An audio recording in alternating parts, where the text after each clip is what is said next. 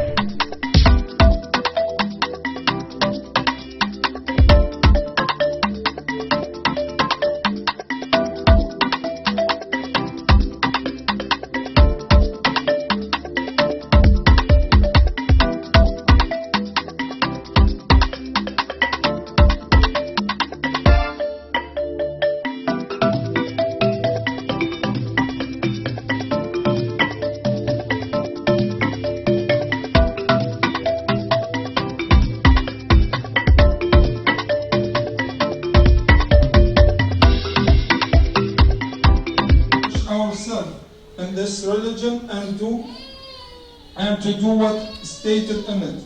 Allah Azza wa Jal says, whoever desires other than Islam as religion, never will it be accepted from him, and he in the hereafter will be among the losers. My brothers and sisters, Islam is a total surrender to Allah and obediently obey His command and abandon what He forbid upon us. Abu Hurairah radiyallahu anhu reported that a Bedouin came to the Prophet sallallahu alaihi wasallam and asked him, O Rasulullah, direct me to a deed by which I am entitled to enter paradise. Upon this, the Prophet sallallahu alaihi wasallam told him, you worship Allah Azza wa Jal and never associate anything with Him. Establish the mandatory prayer and pay the zakah which is incumbent upon you, and observe the fast of Ramadan. Then the Bedouin say to the Prophet sallallahu alaihi wasallam, by him in whose hand my life, I will never add anything to it, nor will I diminish anything from it. When that Bedouin turned his back, the Prophet sallallahu alaihi wasallam said, if he adhered to what he has been ordered to, he would enter paradise. He would enter paradise. So my brothers and sisters, this is how the Prophet sallallahu alaihi wasallam made this deen easy upon us. And Allah Azza wa Jalla revealed in His book ما جعل عليكم في الدين من حرج ملة أبيكم إبراهيم. Allah says He has chosen you and has not placed upon you in this religion any difficulty. So we know from this deen is not burdened upon us. It's not something heavy on one of us. Although we still complaining, we still would like to change all this deen. We think this deen is old-fashioned, and at the time of Prophet ﷺ, at the time now we live in modern life. We need to change. We need to change the topic. We need to change some verses. We need to change some hadith because it doesn't get along with our life today. That's how some of the Muslims think. But Rasulullah sallallahu alayhi wa sallam said, تَرَكْتُ فِيكُمْ مَا إِن تَمَسَّكْتُمْ بِهِ فَلَن تَضِلُّوا بَعْدِيَ أَبَدًا كِتَابَ اللَّهِ وَسُنَّتِي. I left between you. If you adhere to them, you will not be misguided. Kitab Allah, the book of Allah Azza wa Jal, and my Sunnah. So my brothers and sisters, we should adhere to the Sunnah of Prophet sallallahu alayhi wa sallam, and we should implement what Allah Azza wa Jal ordered and commanded us to do in His book, not by changing whatever we like and whatever we cannot get along. It's not something that we can do. Any changing in any topic of Islam might make one of us is no longer Muslim. So we need to be careful, and we need to do our best to do every ibadah on the way of Prophet sallallahu alaihi wasallam. The day of Isra and al-Mi'raj, when Allah Azza wa Jal told the Prophet sallallahu alaihi wasallam, I imposed in your ummah 50 prayers a day. The Prophet sallallahu alaihi wasallam accepted that, and on his way back, he met Musa alayhi salam, and he told Musa that Allah Azza wa Jal imposed on my ummah 50 prayers. And Musa alayhi salam told the Prophet sallallahu alayhi wasallam, go back to Allah Azza wa Jal, because your ummah will not stand that. It's gonna be burden on them. Then the Prophet sallallahu alayhi wasallam went back to Allah Azza wa Jal, and Allah kept deducting five prayer every time till it gets 5. And when he went back to Musa alayhi salam and told him that Allah imposed on my ummah 5 daily prayer. And Musa alayhi salam asked him to go back, but the Prophet sallallahu alayhi wasallam felt shy to do that. We know this is the mercy of Allah Azza wa Jal. He could have made the salah 50 times a day, but His mercy included us by making them 5 prayer, and they multiplied by 10, so we will get the reward of 50 prayer. Another thing, my brothers and sisters, which is most important in our deen, enjoying what is good and forbidding what is evil, is one of the most important Islamic duties upon us. Indeed, it's the noblest and most sublime. Allah made the Muslims ummah the best nation ever raised up for mankind in order to do this important task. Allah said, you, the true believer, are the best of people ever raised up for mankind. You enjoy al-ma'ruf, which is good, and forbid al-munkar, which is the evil, and you believe in Allah. My brothers and sisters, if we fail to do so, wrongdoing and corruption will spread, and we will deserve the curse of Allah Azza wa Jal, the same way Allah Azza wa Jal cursed children of Israel. Such a noble act requires putting up with difficulty and bearing insult and harm with patience. As Luqman said to his son, O my son, perform salah, enjoy what is right, and forbid what's munkar or what's wrong, and bear with patience whatever befalls you. So, establishing this task, enjoying what is halal or what is right, and forbidding what is munkar, one of the greatest tasks in Islam. Nowadays, we face many difficulties, and we want to get along with them. We give up our belief because that would please where we live. We might feel that it's burden upon us to go against all the people here because it's the discipline and teaching of Islam. We might feel like if we pray at our work, they might go against us. We might feel something that we have difficulty concentrating and difficulty in like recognizing what's it's halal and what's it's legal. Not everything in this country legal, it's halal. You have to know that. It's not something that you have to ask Shaykh or to ask anyone. It's something obvious. The Prophet ﷺ said, Al-halalu bayyin wal-haramu bayyin. That the halal is clear and obvious. And the haram is clear and obvious. So we cannot say because the drinking here is halal, is legal, we justify it and approve it for us as Muslims. We don't say because they admit homosexuality and whatever, and we can say it's legal, we can side with them, although we read the story, and through the story of Lut alayhi salam in the Quran, and Allah Azza wa Jal punished his people by saying that. We cannot get along with everything. We can't do anything, but we cannot approve it in our heart. We know it's haram, so we don't justify it, and we don't say, yes, it's halal, it's legal, but we have to approve it and we live with it as a Muslim. My dear brothers and sisters, we have to be careful of our actions. We need to be united, to stay together, to enjoy what Allah Azza wa Jal made it halal for us, and to forbid what Allah Azza wa Jal made it haram for us. أقول قولي هذا وأستغفر الله لي ولكم من كل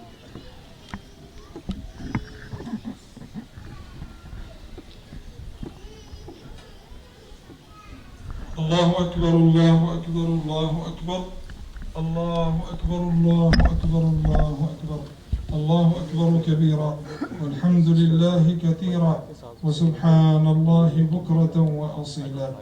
عباد الله، إننا في يوم عظيم وعيد كريم ختم الله به أياما معلومات وتوج به ليالي المباركات.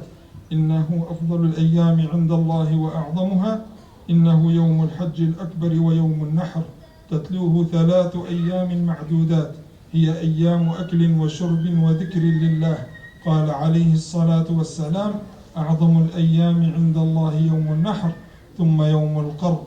وقال عليه الصلاة والسلام: أيام التشريق أيام أكل وشرب وذكر لله. عباد الله، قال تعالى: ذلك ومن يعظم شعائر الله فإنها من تقوى القلوب. وقال: فصل لربك وانحر. وعن البراء رضي الله عنه قال: خطبنا النبي صلى الله عليه وسلم يوم النحر فقال: إن أول ما نبدأ به يومنا هذا أن نصلي ثم نرجع فننحر، فمن فعل ذلك فقد أصاب سنتنا. متفق عليه. ووقت الذبح ممتد من بعد صلاة العيد إلى غروب شمس اليوم الثالث من أيام التشريق. وعن عائشة رضي الله عنها أن النبي صلى الله عليه وسلم قال: ما عمل ابن آدم يوم النحر عملا أحب إلى الله عز وجل من إراقة دم، وإنه لا يأتي يوم القيامة بقرونها، وإنه لا يؤتى يوم القيامة بقرونها وأضلافها وأشعارها، وإن الدم لا يقع من الله عز وجل بمكان قبل أن يقع على الأرض تطيب بها نفسها. My dear brothers and sisters, we are in the best days. The days that Allah Azza wa Jal, as the Prophet sallallahu alaihi wasallam mentioned in the hadith, the greatest day in the sight of Allah is the day of Nahr, which is the day of Eid, where we call it the day of sacrifice, and next the day of resting, which is the day of Qarb, they call it the second day of the Eid. And the Prophet sallallahu alaihi wasallam said in the hadith, Yawm Arafah, the day of Arafah, and the day of Nahr, and the day of Tashriq, the 3 days of Eid, are the days of eating and drinking and remembering Allah Azza wa Jal. And my dear brothers and sisters, that Allah Azza wa Jal says in His book, whoever honors the symbol of Allah, indeed it's from the piety of the heart. And Habra radiallahu anhu narrated that the Prophet sallallahu alayhi wasallam, during delivering his speech the day of Eid, he said, the first thing to be done on this day is to pray And after returning from prayer, we will slaughter our sacrifice, and whoever does so, he acted according to our sunnah. And Aisha al-Mu'mineen radiyallahu anha narrated that the Prophet sallallahu alayhi wasallam said, the son of Adam does not do any deed on the day of sacrifice that is dearer to Allah Azza wa Jal than shedding blood. It will come on the day of Yawm al-Qiyamah with its horn and cloven hooves, and here its blood is accepted by Allah before it reaches the ground. So be content when you do it. And Allah Azza wa Jal mentioned in His book, لَن يَنَالَ اللَّهَ لُحُومُهَا وَلَا دِمَاؤُهَا وَلَكِنْ يَنَالُهُ التَّقْوَى مِنْكُمْ. Their meat will not reach Allah, nor will their blood, but what reaches Him is piety from you. So my brothers and sisters, it's something that make you close to Allah Azza wa Jal. It's something reward, something that we are commended as a Muslim to do. Although the Prophet sallallahu alaihi wasallam did it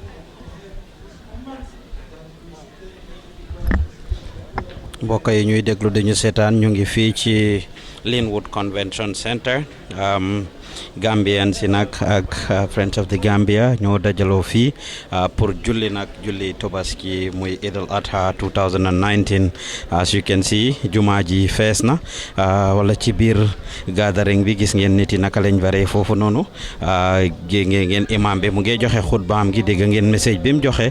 Takeaway message rek mooy ne jullit yi ak am di jàmm yi nga xam ne ñu ngi fii nañ bàyyi suñu xel ñi dëkk America, ndax jullit da nga dox comme jullit ne am na lu bari loo xam ne dëkk bi daganal nañ ko kat, waaye in reality fekkut mu dagan. Kon loolu la élément bi wax. Comme gis ngeen élément baa ngee ñaan ci jamono ji, nit ñaa ngi naan amin. Biir jumaa ji fees na ba jamono ji am na ñoo xam ne fii lañ nekk pour ñëw toog nag julli fii nii. Gis ngeen ne there are people outside here who are actually praying. The imam is praying for the ummah this minute, this second. Kon yéen a ko gis ngeen fii nii naka la mel. Amin ya rabin, amin ya rabin, amin ya rabin, amin ya rabin, amin ya rabin, amin, amin, amin. Yeah, imam is praying this minute, this second. Gis ngeen sisters yaa nga ne la fele ci gannaaw, foofu la jigéen ñi nekkee ndeysaan. Gis ngeen li nga xam ne moo nekk di xew fii ci Linwood Convention Center. Sorry waaw ngeen baalal ma foofu rek, dama doon tare daanu. Mbokk yi comme niñ leen ko waxee, julli gi jeex na nag this minute, this second. Gambian si and Friends of the Gambia here in Washington ñoo dajaloo woon fii nag pour perform li nga xam ne mooy Eid al-Adha 2019. ñuy bëggee képp kuy déglu di ñu seetaan ci jamono ji. Julli gi jeex na. Everybody trying to come out this minute, this second.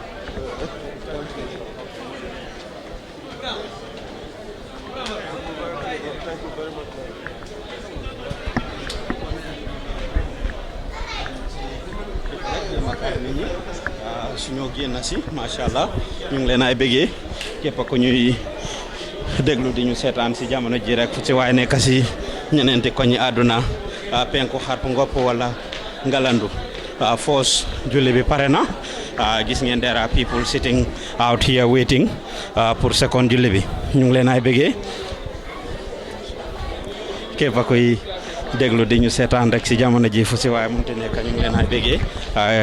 You are watching the Gambian Talents TV.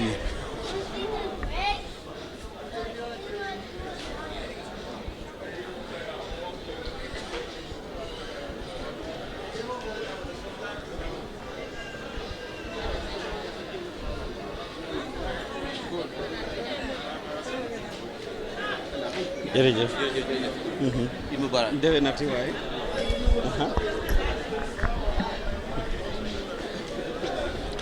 Comme niñ ko waxee rek, foos julli bi pare na.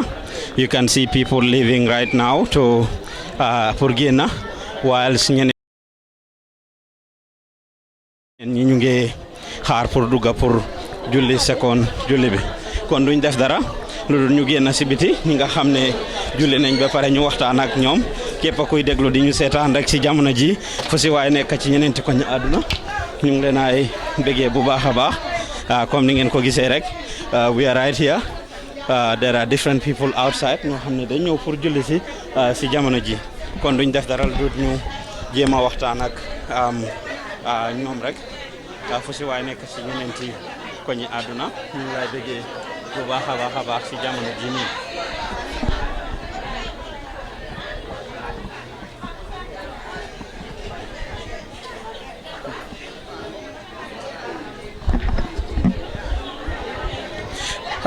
mbokk yi ñuy déglu di ñu seetaan fii ci Seattle Washington ñu ngi leen ay bégee bu baax a baax fu ci waay nekk rek ñu ngi leen a gërëm di leen sant si seen déglu bu rafet ak seetaan bu rafet jamono ji nekk nii nag ñu ngi fii ci Seattle comme niñ ko waxee ñaari julli mooy am fii tey si Linwood Convention Center lañ koy defee gis ngeen ne Gambians yi ak Friends of the Gambia around Washington area ñoo dajaloo fii nag pour ñëw julli si julli nañ ba pare first one bi moom ngeen joo teewee noonu ñu ngi ñoo def si di second one nag ñu ngi leen ay bëggee képp ku ñuy déglu képp ku ñuy seetaan sit back relax rek dinañ leen indil gaay yi in few minutes.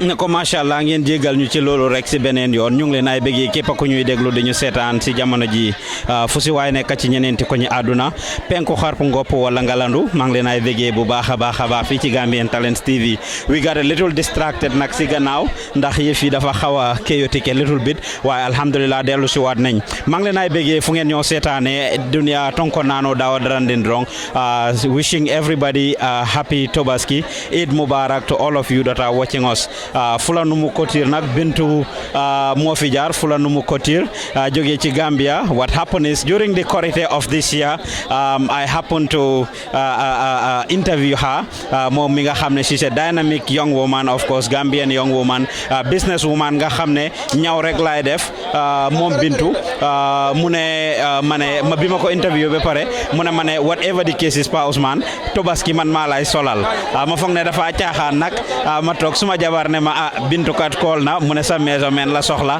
mu lijjanti yëpp ak soxna si nag before I know it mu ñëw nag drop this beautiful outfit for me si kaw bi si suuf nii caméra man mun nga ma jëlal si kaw bi si suuf Bintu with Fulanumu Couture ci Gambia moo jaar fii nii ci outfit bi sanse bu rafet bi nii macha allah képp koo xam ne bëgg nga ko rek salaamaaleykum brother Eid Mubarak. Same to you my brother. Your name brother? Lamin Jame. Lamin Jame. Yes. Lamin, alhamdulillah. Eid Mubarak to you. Same to you my brother. You came to attend the Eid. Alhamdulillah. Alhamdulillah. What message do you have for our brothers and sisters watching? Well, I just would say, you know, public speaking, man. Thank you, brother Lamin. The outfit is looking good. Where did the outfit come from? Well, from my in-laws. Your in-laws? My mother-in-law. Your mother-in-law. You know, she does tailoring, you know, she had a shop. Oh, okay. Yes. Mashallah. Yes, alhamdulillah. Thank you very much. Mashallah, Lamin. Thank you, brother Lamin. That's brother Lamin. As we were saying, Bintu Fulanumu Couture, moo fi jaar ci suma sante bu rafet bi obviously.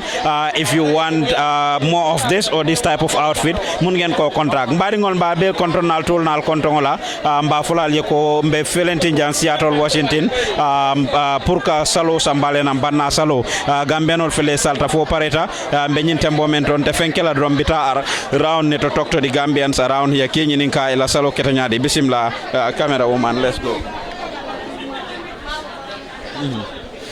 Jërëjëf waay képp ku ñuy déglu di ñu seetaan rek ñu ngi lay bëggee bu baax a baax ci déglu bu rafet bi ak seetaan bu rafet bi asalaamaaleykum bro naka ngeen def ne ko Eid Mubarak ne ko Eid Mubarak tur bi nag man Mori Keba naka ñaan Mori Keba sa sant bi rafet na de jërëjëf kon la jógee nii yi Gambia. Gambia la jógee. waaw. oh ok Gambian ci la seetaan naka sa Eid last year ak Eid this year. waaw man dafa ma woon fi Eid dama ñëw holidays nii. ñëw seet si suma sister ak family bi. man Sweden laa dëkk. Sweden ok. waaw so bi mooy sa first Eid here in Seattle. waaw suma first Eid in Seattle. okay how is it compared to Sweden. Same, but yeah. okay. Yeah. That's good. Nama nga Sweden. Wow, tuuti rek. Okay. Lan nga am pour wax Gambien ci la seetaan. man leen a jaajëfal ñoom ñëpp. waaw si di leen dokkale. di leen wax Eid Mubarak. jërëjëf waay ne ko jërëjëf waay Mor Keba jërëjëf thank you very much Moro ini mbara ila para fele ñaari nda fo iben sola ñinal la iben sola ñinal para fele ñaari nda jumale ñin kara jumale ñin kara barite alon jumale jëlal ma outfit bi jumale be ñin kara le ti am la jumala kara jumala kara mo mañeno fele ko madame la kara akola jumala kara wara fele ñaari nde bari pay fana la bari ko rise ni matin te ñin kara le kan isi maño ñi no ñin outfit to le de hañela alhamdulillah ngay gunjurun kolbe jibe kan alhamdulillah salo kanyi fonga duwa ala tento ala sima ya ba ele memma abe ay mambe amma beta la kayra kono ni ajube wo mu ne molti bari ne modol bi jang serong ala mawol ma be ni nanna so ni ko ale haraje ko le ka tento le ya jayidro so se duwa fana ka fo nyindindi wol min be duma ala se fana kaya ay kem tol fana be place o min to ay fotandije amin ya rabbi fana ke ka fo nin community dada lalti sembo ye loy mol fasa mol ya longa be nyami alhamdulillah on tan tabaka la baraka bake pa ala man sole sabani mala ala man saw kala ne kila romo abaraka bake Moro abaraka bake thank you very much.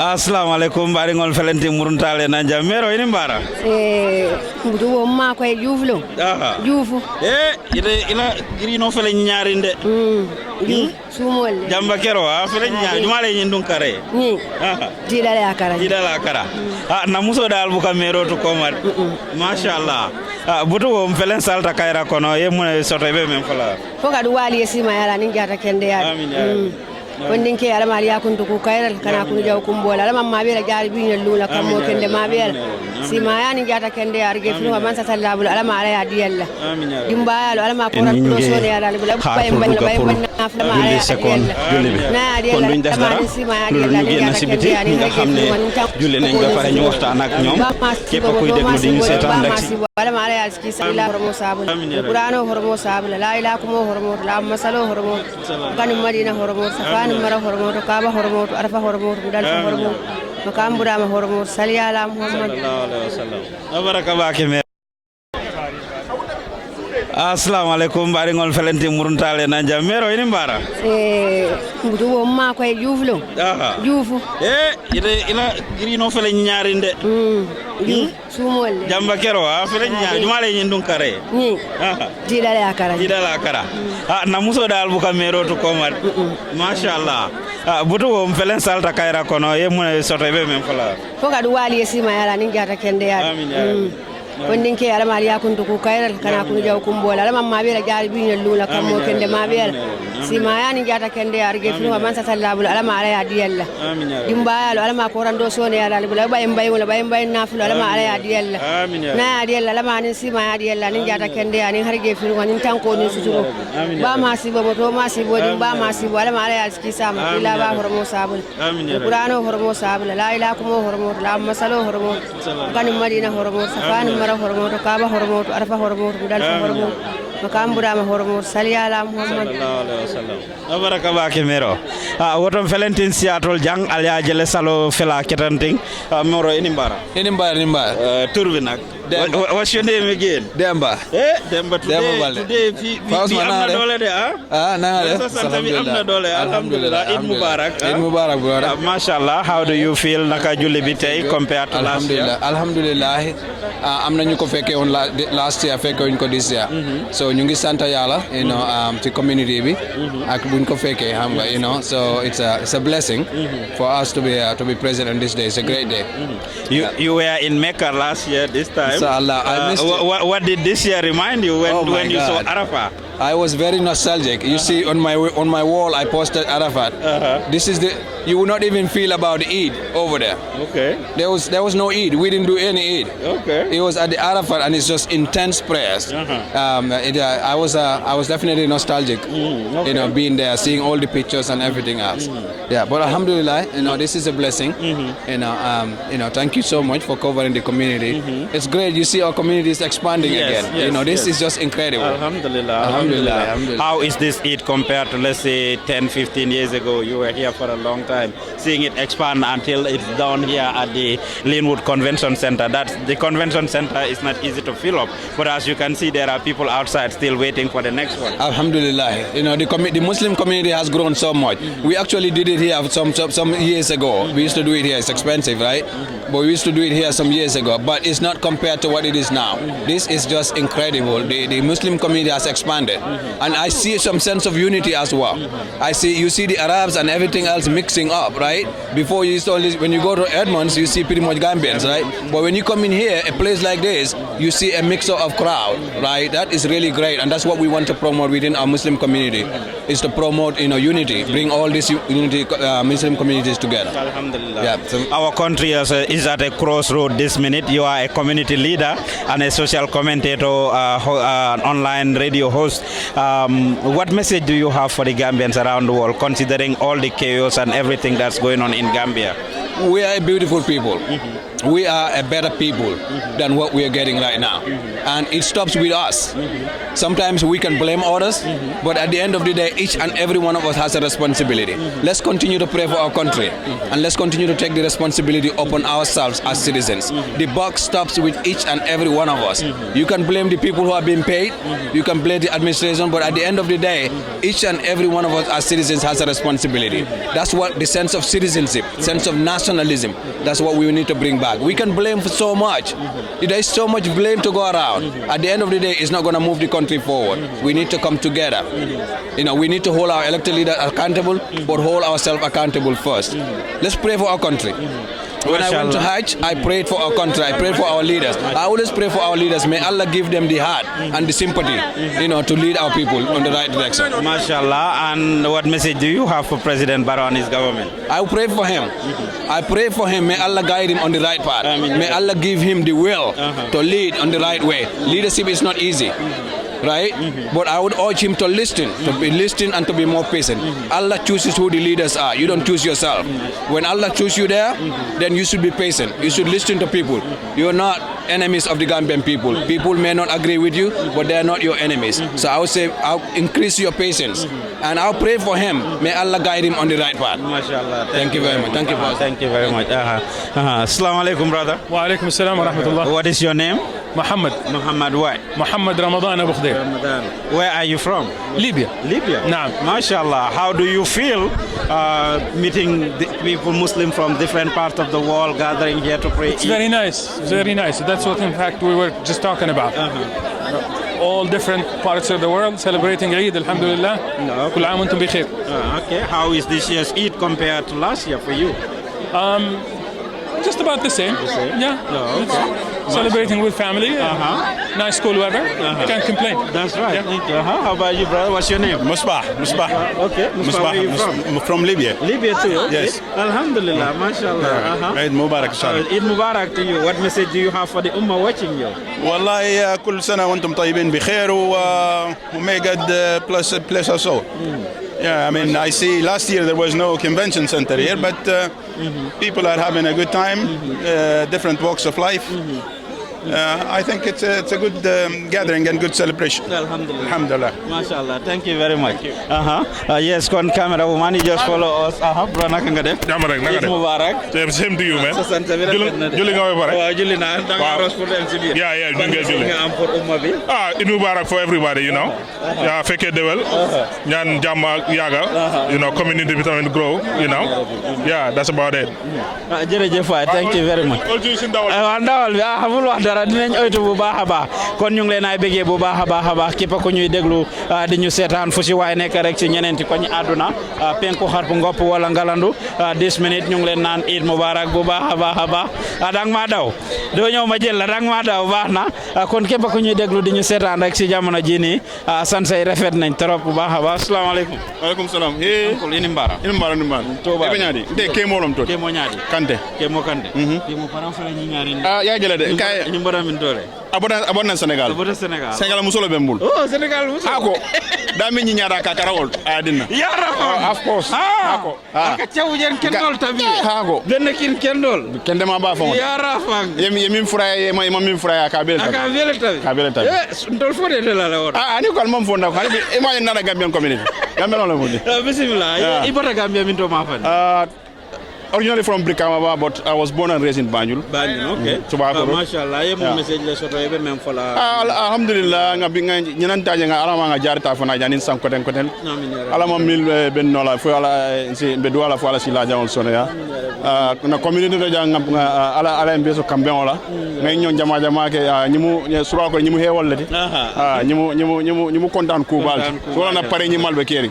So mbal fanal tendu albe na kol janye kan Gambian hopefully dol famara njala maybe sinje on that's right on the video we really appreciate the good work you are doing baraka thank you very much kon ñu continuer rek waxtaan ak askan wi ndeysaan suñu yaay yaa ngi nii taxaw asalaamaaleykum maaleykum salaam anti nuyu nañ la fay naa la tour bi ci beneen yoon yow doo gan ci suñ plateforme bi waaye tour bi pour ñi la seetaan Ramatulaay Diop ñu xamee ma si anti Ramu Diop waaw ok bokki fan ci Gambia maa ngi juddoo Basse waaw ok anti Ramu waaye maa ngi toog Jaara Sooma waaw alhamdulillah bii du yo njël benn yoon ñu waxtaan ak yow anti Ramu dëgg la julli gi tey compared to daaw ak yeneen at yi julli ji sant yàlla fekkee nañ ko si at yu bari yal nañ ko fekkee waat si at yu bari yàlla may ñu fan wu gudda ak wér ak wérle ak mujj bu rafet ak dal ak jàmm ak sutura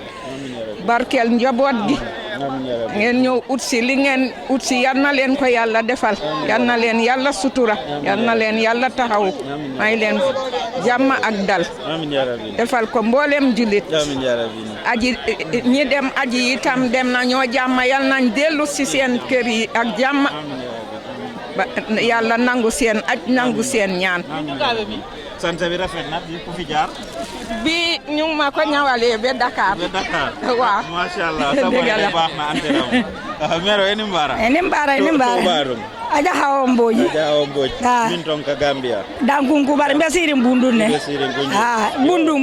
bundung ade bismillah bari mera jango nyina nen sangi nanti bijam ade serum salo ni nyina serum salo adiata nyina salo diata bake salo dia kuta adiata salo la kuta alaman solo kairala alaman mabela jarla alaman be mo kende mabela la be wandi banko kala ma diala na alaman sawo kelali wandi ke alaman yakundu kaira ko simaya bani jata kende ya harge firingol ne daban ko nyimma alaman la yo kali la ila ko mo horomoto masingol balbu alaman masingol sumaya la bul alaman nasal kaya lali la ila ko mo horomoto allahumma salo horomoto ifana ya baraka kon gis ngeen li nga xamne mo nek di xew fi ci jamono ji Gambians and Friends of the Gambia are gathered fini pour celebrate Eid 2019 ni lañ koy defé rek sa su nek dang ma jema daw do ma daw nak bi yoon mom do ma daw yaa ngi nice jërëjëf man sa gannaaw tur bi nak Fat Diallo def nga lu nek pour jema daw ay no naka julli baa ngi nii rek julli nañ si jaama ñaan yàlla fekkee julli yu bari waaw ban message nga am pour ñi la seeta Gambian xanaa leen wax na ma naa leen ñaan yàlla next year julli Gambia waaw ñu ñëpp ñu fekkee ko waaw alhamdulillah jërëjëf thank you very much appreciate nañ nga wax ak ñun ñu dem ci dir yanke bi rek ndeysaan maa ngi ko gis muy def ay biram maa ngi ko gis taxawal doo taxaw wax man gis naa la ngay def say selfie yu baax taxawal ma jël sa sante bi kay taxawal ma jël sa sante bi dang ma daw Pa Ous balal ma rek maa ngi wax ñëpp Eid Mubarak yal nañ ko fekkee at yu bare sa sante baax na bi fu mu jógee bi Dakar la jógee waaw masha Allah suma ñawkat bi Ibrahim Kassé di def yu baax nag ku ko soxla rek mu ngi Sénégal waaw masha Allah kon yow naka nga gisee julli bi tey alhamdulillah ñu ngi sant yàlla fekkee nañ ko jàmm ñaan yàlla may ñu fekkee ko at yu bare jërëjëf waay kon boog duñ def dara lu ñu continuer fii rek dem waxtaan ak soxna yi masha Allah ki nga xam ne nag moo jaar ci suma sant bi tey ñu koy nuyu di ko gërëm bu baax a baax sant bi rafet na de sa poos baax na nuyu naa la fay naa la tur bi Bintu naka Keita Bintu sant bi rafet na de jëlal ma Bintu si kaw bi si suuf yaa dox ci yu baax yi waaw alhamdulillah maa ngi ko wax gaay si gannaaw ne leen suma sant bi man suma bopp si kaw bi si suuf Bintu fi jaar ci korité bi dama ko interview mu ne ma tubaski maa lay solal ma foog ne dafa caaxaan suma jabar odal ma nag macha allah lu toog ma toog rek démba ñëw mu ne ma Bintu indi na sa sant bi kontaan naa si yow de maa la raw foog naa foog ma profito rek waxtaan ak yow I really like it I love it this is beautiful baax na daal nice na torop def la jàpp na it's beautiful I love it jëlaat ko jël ko si kaw ba si suuf naka la sa shop bi tudda Bintu mu ngi tudda Fula Numu Couture ku la bëgg a contact ci yu baax yu mel ni li nga sol ak li ma sol ak kii tamit maa ko ñawal yaa ko ñawal moom tamit masha Allah Omar Long Omar ñaadi Faye Omar Faye Omar ina paro ñi ñaata Bintu le ñi Atela kara Atlanta fana kara oh yeah it's nice well let me say to mal so men fala Gambia na ke jibe Jumande I got no message no message no okay Omar Fula Numu Couture nange o fana hayna na jana ila nange o hayna na jana okay mbasa ini mbara nana pa ngela paro ita na ko nana yela pare ita Fula Numu Couture Fula Numu Couture around West Coast Radio Benundami opposite bakote la o jitankoto. Okay. Yeah, mbawolte bari nga another subdo to Senegal fana. Okay, in Senegal too. Yeah, Asalam, yeah. Oh, okay, mashallah. Yeah. If somebody wants to contact you to order something like this for their man or for themselves, something like this, how can they reach you? It's in contact now, like 347 446 9231. 347 446 9231 in America, John. So in Gambia is 7831278. Oh, my sister number. So na Senegal number mo kram nak. Okay. Yeah. Are you on social media anywhere? Yeah, I'm Facebook le. What's the name? Facebook account name? Bintu Keita. Bintu Keita. Yeah. Oh, okay. So name click Bintu Keita daro. Ebenjala inshallah. Mashallah. Thank you very much, Bintu. I appreciate your outfit and no, you can down so next year banna solo fana ebe men do na wala nyim bayla. Mashallah. Joxe wat na benen promise next year banna solo. Why Olof Njaay mu ne ku la jox ndekki su la digee añ nga war koo gëm Bintu digoon nañu añ jox ñu ko léegi suñu digaatee reer ñu gëm ko rek ñu ngi koy bégee bu baax thank you very much Bintu mashallah kon jërëjëf képp ku ñuy déglu di ñu seetaan fu ci waay nekk rek ci ñeneenti ko ñi àdduna ñu ngi lay bégee bu baax a baax a baax right now we are here in Seattle, Washington. We see our beautiful divas. Take my beautiful aunties and sisters right there. They are looking beautiful.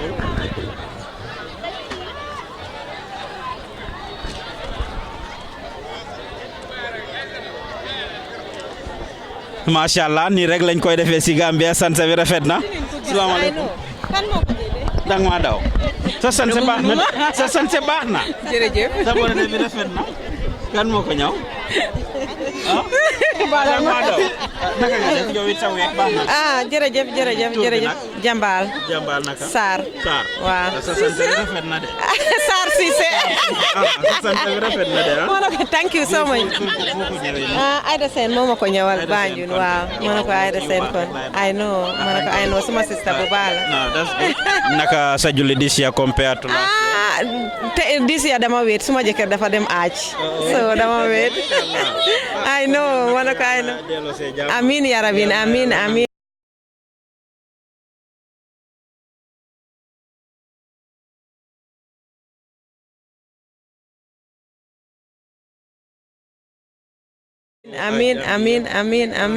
di wax askan bi yëpp Eid Mubarak ñi dem aaji tam yal nañu yàlla fekk si jaama ya ñu fekkee at yu bare ya tamit by this time yal nañ nekk di la teeru from Maka Alaaji Fa Ousmane boobu dina am solo bu baax a baax waaye jërëjëf thank you very much appreciate nañ ko comme niñ ko waxee rek ñu ngi fii ci Seattle, Washington covering the 2019 Eid al-Adha suma pol bu rafet bi nuyu naa la fay naa la séeréer bi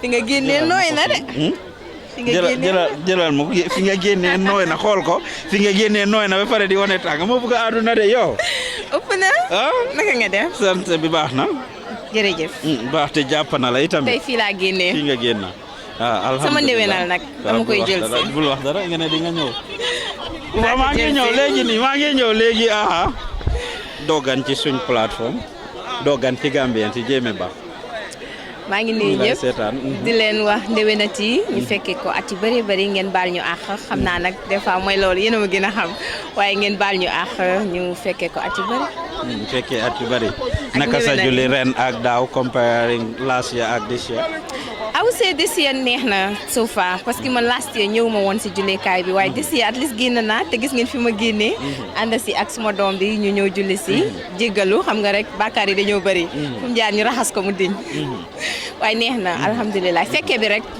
dafa am solo ngeen nga ñëw ànd seeg sa doom bi jéemi ana alaaji bi foog mu laaj la ji alaaji nag dafa am solo nag soo boo xaale woon alaaji bi tamit dina am solo na alaaji xam nga sama kal nga séeréer nga ñaanal ma boo ma ñaanalee xam naa next year mu jàppa You are a public figure. What message do you have for the Gambian? Suñ dëkk is at a crossroad this minute foog ma jël occasion bi laaj la rek ban message nga am pour ñi lay seetaan Gambia ci ni muy demee ci jamono ji xanaa ñu raxas xol yi ñu doon benn Gambie dafa doon dëkk boo xamante ne dafa tuuti te defe naa ne buñ jàppoo wante rek dina dem lépp wax bu sew geeg yéen yi daf ko jarut sax réew mi jàmm lañ ci xam moo tax ñu ne ko Smiling Coast of Africa bu may ñaan rek man ndaw yi lay ñaan sax suma génération bi ak xale yi nga xamante ne xam nga youth workers lañ nañ jàppante rek su boobaa mag ñi dinañ xam ne ñun dafa am lu ñu leen di jàngal dinañ jël ci message bi ñu leen bëgg a jàngal te ñun bu ñu génnee rek dal ak jàmm rek ñu bàyyi wax bu sew beeg problème bi defe naa dinañ dem problème nag moom du ñàkk si réew waaye nag xam nga tamit buñ delluwaatee suñu sago ñu xam li fi maam bàyyi woon rek di dox ndànk wax ndànk bàyyi suñu xel bu baax defe naa dinañ dem torop macha allah jërëjëf Njéeme jërëjëf Pa Ousmane macha allah kookoy Njéeme Ba dégg ngeen fi mu génn ñu ngi doon wax ak suñu yaay si gannaaw noonu rek képp ku ñuy déglu dañu seetaan si jamono ji ñu ngi lay bégee bu baax a baax a baax dafa mel ne suñu anti yow laay seet ne ko yow laay seet nee naa la dama taw sama boori njaboot gi sa boori njaboot gi waa baax na waaye ñoom dama ñëw ñu daw moom daf ma doon daw ak sanse bu rafet waxal nuyu naa la fay naa la Juufa Joxo Baay Aji Faat Ndaw doo gan ci suñ plateforme bi déedéet sa sant baax na de sa sant baax na suma goro fi jógee ko sa goro waaw Ndey Fatou Cissé Mahmoud jabar Ibou Diouf ñoo moo fi solal waaye maa ngi ni tooxawaan ak suma jarbaati ji kar yi ma di leen sant di leen gërëm ñii waxuñ ma yumpaañ rek di ma yurnu dañ ma éegal bi si ko def ma ba ma toog ngaaral di ma defal li baax di ma ñëwal di ma jox ñu ne man maay jabari suwaay bu Sirif Tamba Jang moom fase naa ko maa ko wax même seet maa ngi ñaanal suma doom di nekk tamit maaka Modou yal na ko yàlla defal jaama yal na ñëw ak jaama fekk ñoo jaama dal ak jaama aji juti yàlla xar leen àjjana dee di seen noflaay kontaan naa li ma bokkaa ñi rëccuuma ko leen suma doom yi tamit yi rëccuuma ko yal na leen yàlla fay luñ bëgg yal na leen ko yàlla defal taraanga ak njekka rek moo nekk suma diggante maa ñi goro yu baax la am ñeewuma kenn ku ma ñeewut ñeewuma kenn dafa am lu ma jaaxal man lu la jaaxal oye mben neng si gannaaw maa ngi ko gis mu ngi muuñ rek moom lu ko ci boole oye xanaa oye mu ngi muuñ rek yaa ngi tooñee tey dañuy baalu waaye kontaan nañ ñu ngi lay bëggee bu baax a baax thank you very much kon dégg ngeen ko kooku mooy naga ante dégg ngeen kaddu yu rafet yi nga xam ne génnee na ko fii ñu ngi leen ay bëggee képp ku ñuy seetaan rek mbaɗigol alben jibe kan duniya ton ko nano dawadrandeng felentin jang Washington natale pour que maɓe salola bi alyajele salta kayra kono ka mol fintita nang salo keta kayra kono al ñaaye gambianol je bota duniya ton ko nano no Seattle ton ko nano beto pour que na maɓe ñimbi bengola I mean you see families taking selfies, taking group pictures and everything.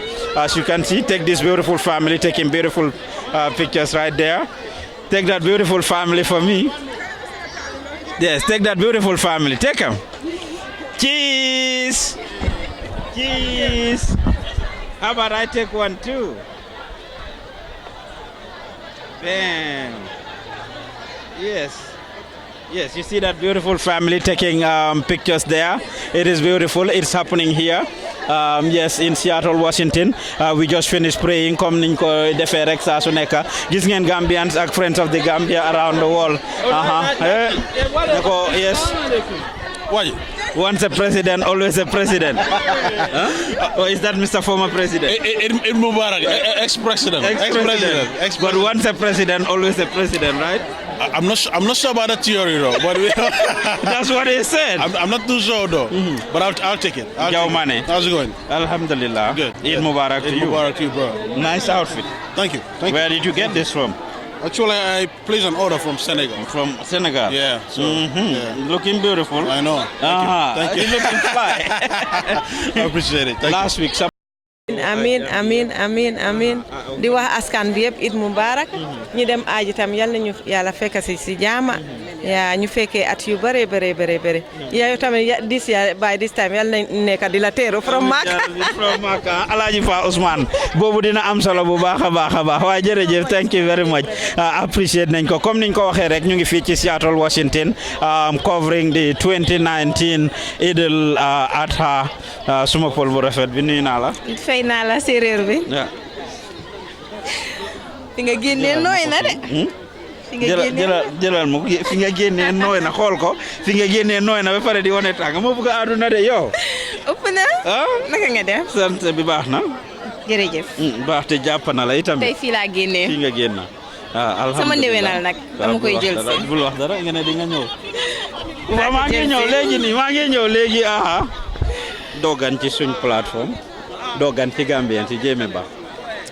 maa ngi nuyu ñëpp di leen wax ndewenati ñu fekkee ko at yu bëri bëri ngeen baal ñu àq xam naa nag des fois mooy loolu yéen a ma gën a xam waaye ngeen baal ñu àq ñu fekkee ko at yu bëri.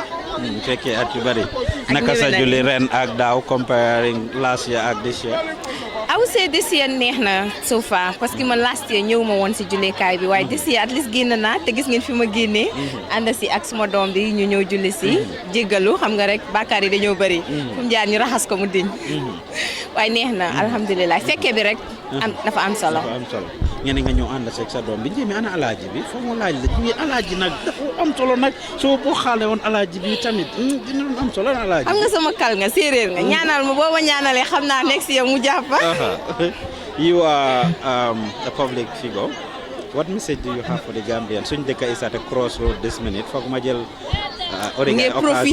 occasion bi laaj la rek ban message nga am pour ñi lay seetaan Gambia ci ni muy demee ci jamono ji xanaa ñu raxas xol yi ñu doon benn Gambia dafa doon dëkk boo xamante ne dafa tuuti te defe naa ne buñ jàppoo wante rek dina dem lépp wax bu sew geeg yéen yi daf ko jarut sax réew mi jàmm lañ ci xam moo tax ñu ne ko Smiling Coast of Africa bu ma ñaan rek man ndaw yi lay ñaan sax suma génération bi ak xale yi nga xamante ne xam nga youth workers lañ nañ jàppante rek su boobaa mag ñi dinañ xam ne ñun dafa am lu ñu leen di jàngal dinañ jël ci message bi ñu leen bëgg a jàngal te ñun bu ñu génnee rek dal ak jàmm rek ñu bàyyi wax bu sew beeg problème bi defe naa dinañ dem problème nag moom du ñàkk ci réew waaye nag xam nga tamit buñ delluwaatee suñu sago ñu xam li fi maam bàyyi woon rek di dox ndanka wax ndanka bàyyi suñu xel bu baax defe naa dinañ dem torop macha allah jërëjëf Njémé jërëjëf Pa Ousmane macha allah ku koy Njémé Bah dégg ngeen fi mu génn ñu ngi doon wax ak suñu yaay si gannaaw noonu rek képp ku ñuy déglu dañu seetaan si jamono ji ñu ngi lay bëggee bu baax a baax a baax dafa mel ne suñu anti yow laay seet ne ko yow laay seet nee naa la waa dama taw sama boori njaboot gi sa boori njaboot gi waa baax na waaye ñoom dama ñëw ñu daw moom daf ma doon daw ak sanse bu rafet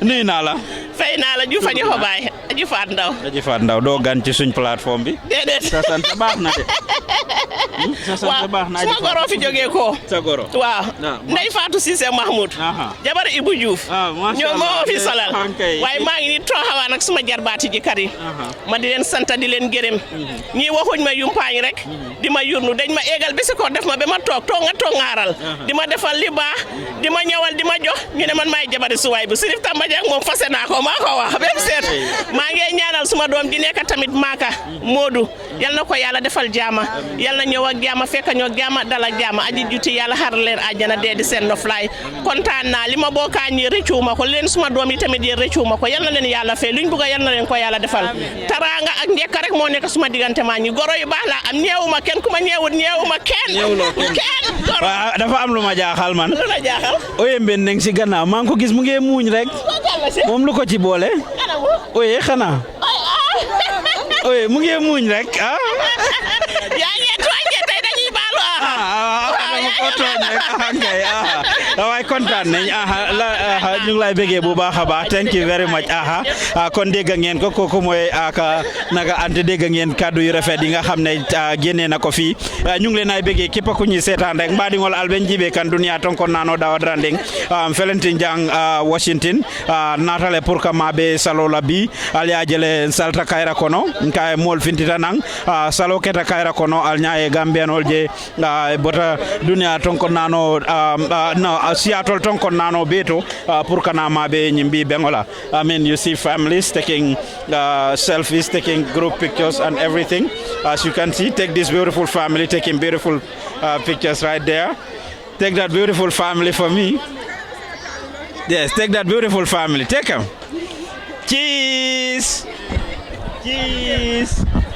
How about I take one too? Bam. Yes. Yes, you see that beautiful family taking pictures there. It is beautiful. It's happening here.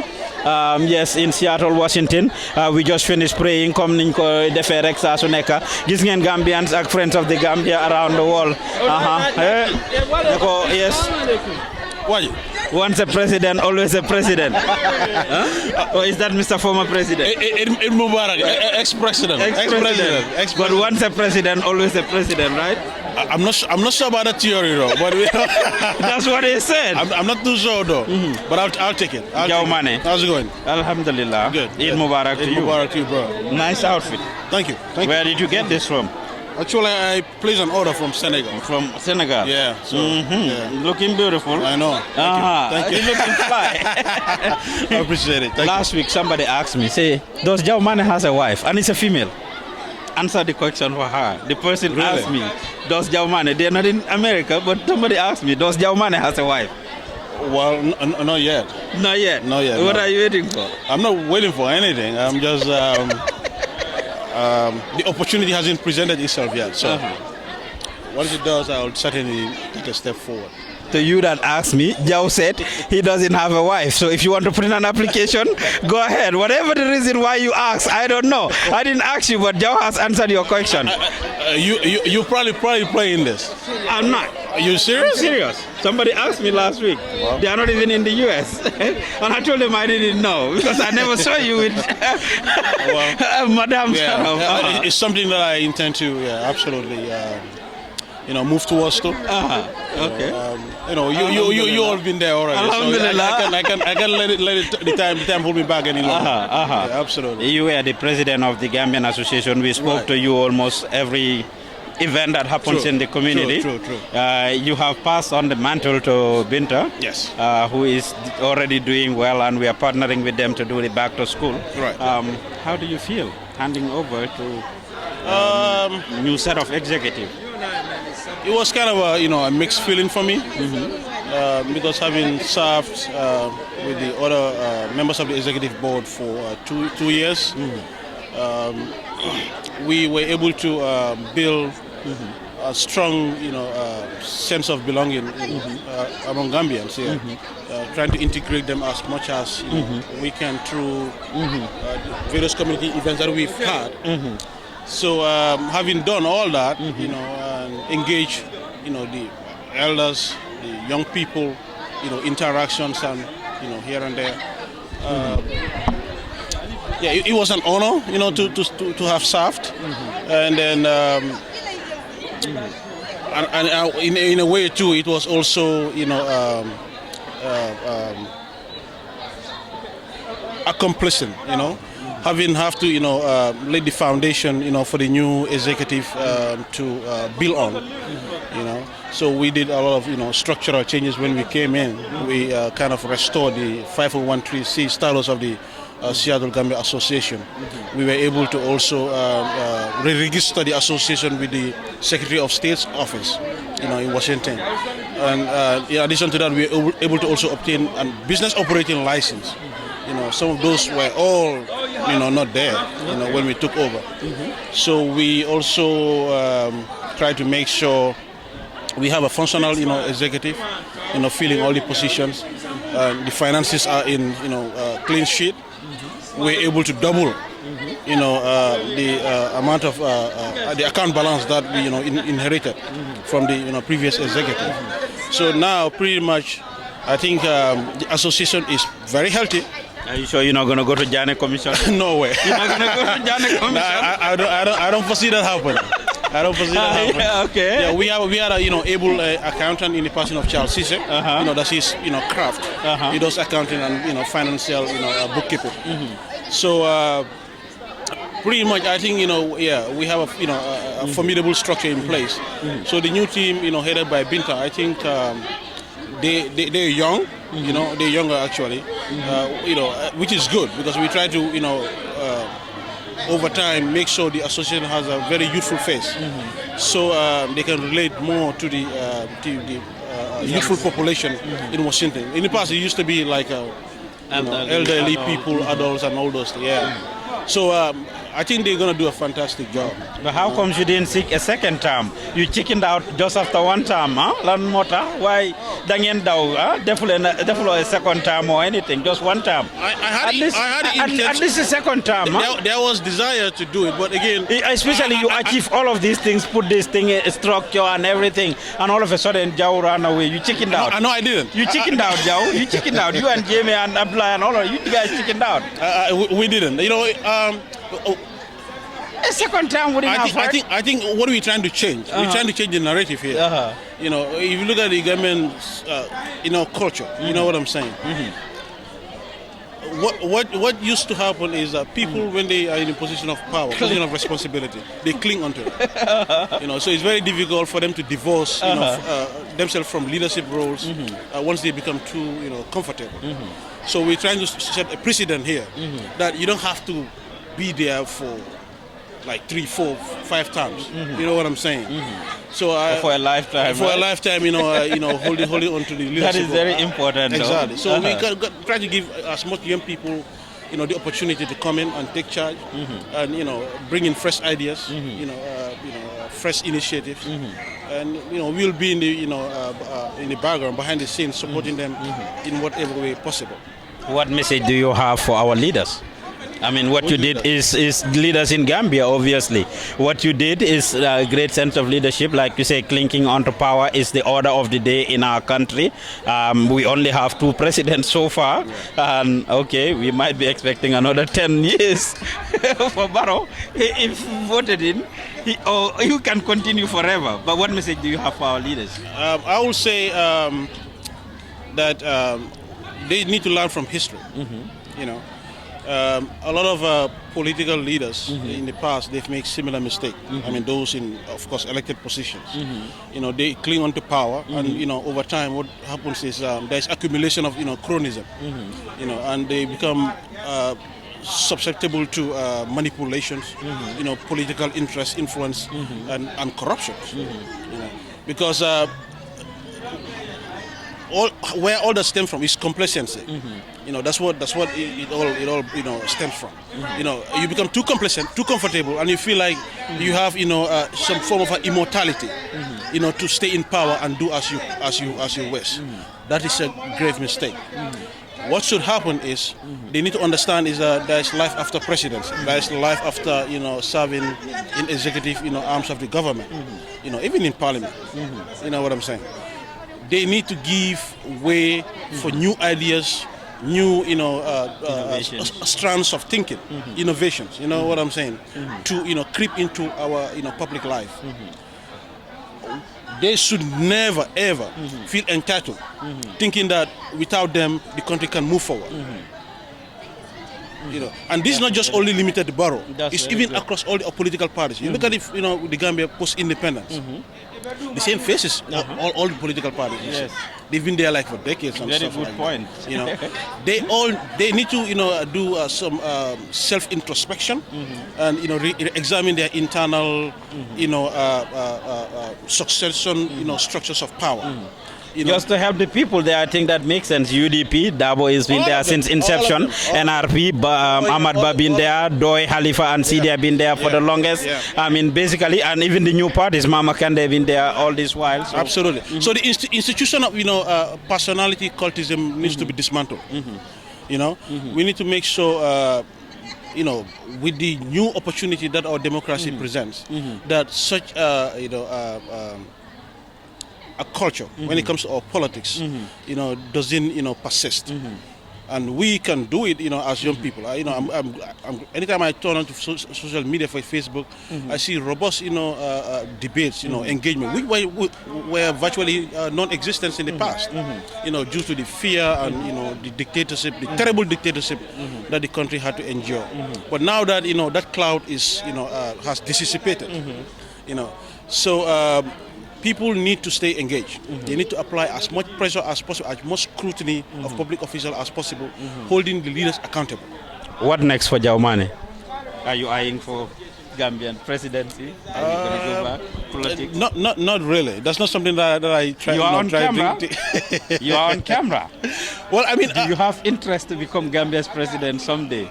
if not 2021? I don't know. God knows. You don't know? I don't know. You did the Seattle Gambian Association. You can use that on your resume. What I can tell you is I have a strong desire to serve, my country. Okay. In what capacity? In whatever capacity possible. In whatever capacity possible. Joe has a political ambition. Let's take it as that. Joe has a political ambition.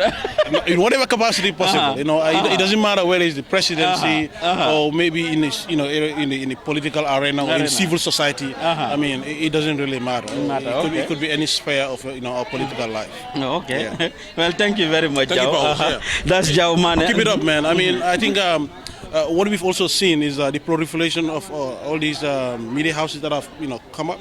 Like Gambia Talent Promotion has evolved; it has grown. Likewise, other platforms to network, and you have Kirfatu and others. Excuse me, sorry. So all these media houses coming up, I think it helps to strengthen our democracy, and the kind of pluralism that we're trying to cultivate, moving forward. Yeah, keep it up, man. Thank you very much, Jao. That's Jao Mane, of course, my the outgoing president of the Gambian Association.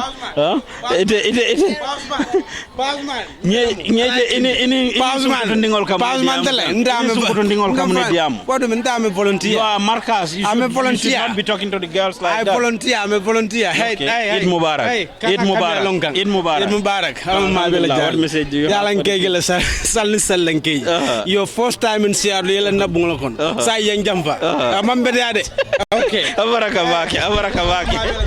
I'm on the Celsial. Okay. Thank you very much, Alai. Okay. Thank you very much. No more on content. Go with somebody. Yeah. Pause. Hi.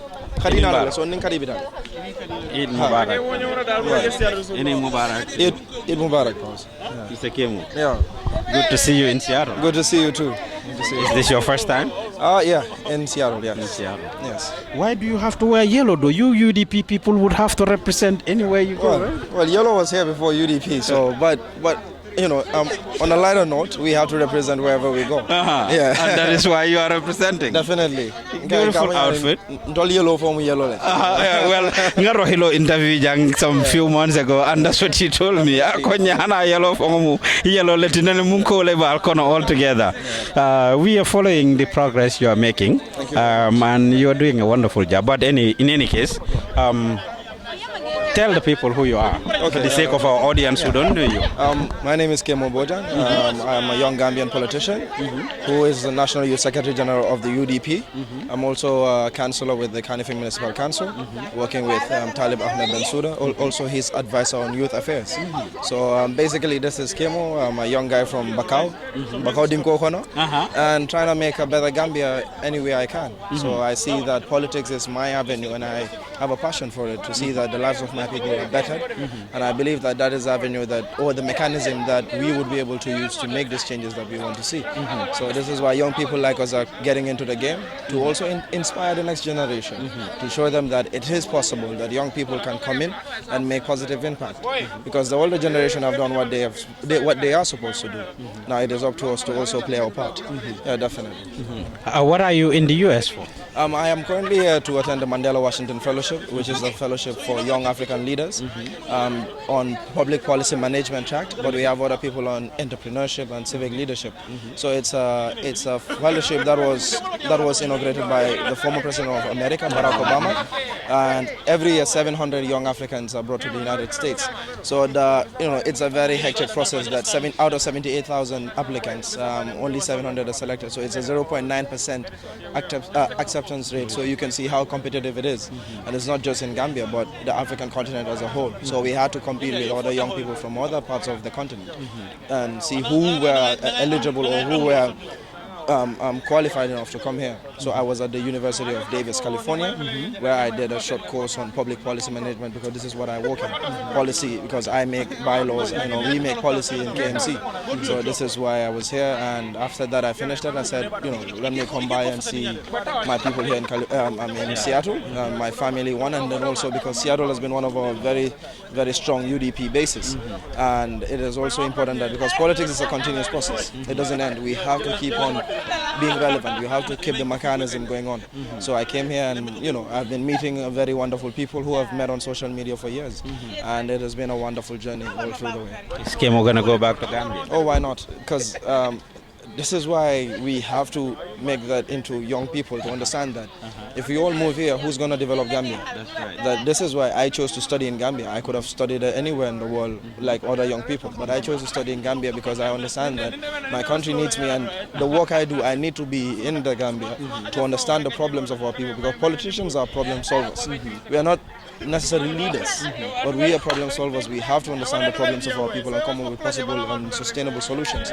So I cannot be outside and be able to do that. I need to be on the ground and understand that. So definitely I am going to go back to Gambia. You've been in the US for a little while now. Yeah. Our country is at a crossroads. Some developments have taken place the past couple of weeks. The incident in Birkama, the incident in Serekunda, the burning of Gurgi Mbub's house and all of that, which was championed and propelled by the young people. Yeah. What message do you have for your fellow young people, especially who engage in the acts of vandalism, destruction, looting and all of these things? Yeah, I think it is also important that we also look at issues from a perspective point of view and understand that we have to look at root causes to be able to solve problems. I think you should be covering the salah than in the So cover the salah. So the important thing is that we have to look at what is bothering the young people. Why are young people behaving this way? And if we are able to solve that problem, we will not have vandalism.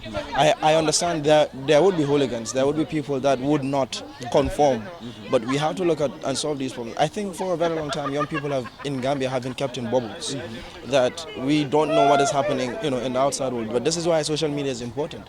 It has created another dynamic where young people are seeing what's happening in other parts of the world, that they demand and they want answers. And for us in public office, we have to be able to provide these answers, and we have to understand that we are there to represent people. And if you don't represent the aspirations of your people, this is what happens. So it is important that young people, people in government or people in positions, have a collective responsibility with the people and have a very good communication strategy. You realize that in Gambia, this has been our problem, that we don't have that link between our people and the people who represent us. That it was out of frustration that these young people did this. What happened? Somebody died in police custody, for example. What happened in Birkama, that people are paying taxes. They want services. They're not asking to build skyscrapers, but they want their basic services to be there. So if us in office can provide these things, these people would not go onto the streets. But also it is important that young people also understand that violence is not the way. That we must always dialogue. That dialogue should be our first point of call. That we must try by any means necessary. We are a poor country. We cannot afford violence. Violence is expensive. We cannot afford it. It is important that we understand these things and that we are able to come up with, very pragmatic ways of solving problems.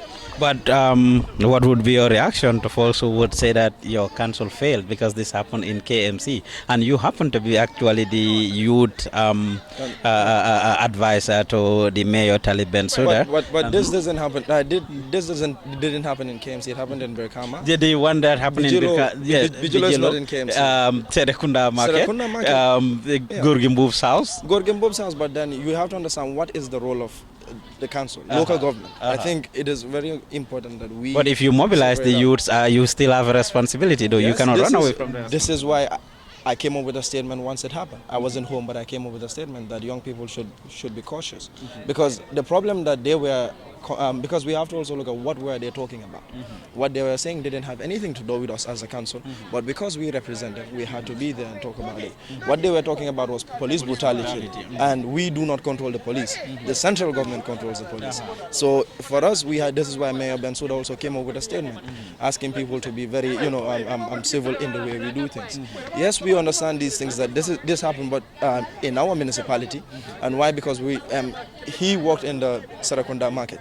But did the action happen in KMC? No. But did KMC youths? Yes, they did. So we have to be able to have. When I go back home, I'm trying to work on how do we have because we've already have that. We have community meetings with them, but we have to also go back to the community and ask them why do they some of the things they want solved and how do they think we would be able to solve these problems. That's very good, Kemo. How long are you in Seattle? I'll be here for a couple of days, weeks, but I'm going back home at the end of the month. I will have a one-on-one with you Definitely. so that we have a very good discussion on some of the things. We are proud of you. What message do you have for final message? It has been wonderful. I've felt like home in Seattle. It's been a very wonderful journey I've had. From California, I've learned so many things that I can, because I am a young person. I'm a young person in leadership. So it is important that I learn best practices, and I've been able to learn a lot of best practices here, as I've been able to meet governors, mayors, lieutenant governors, senators, and I've learned a lot of things that I'm definitely going to take back to Gambia and see how best do we, inculcate these things into our own political systems. That we can build a Gambia with Gambian characteristics that represents the aspirations and wills of our people.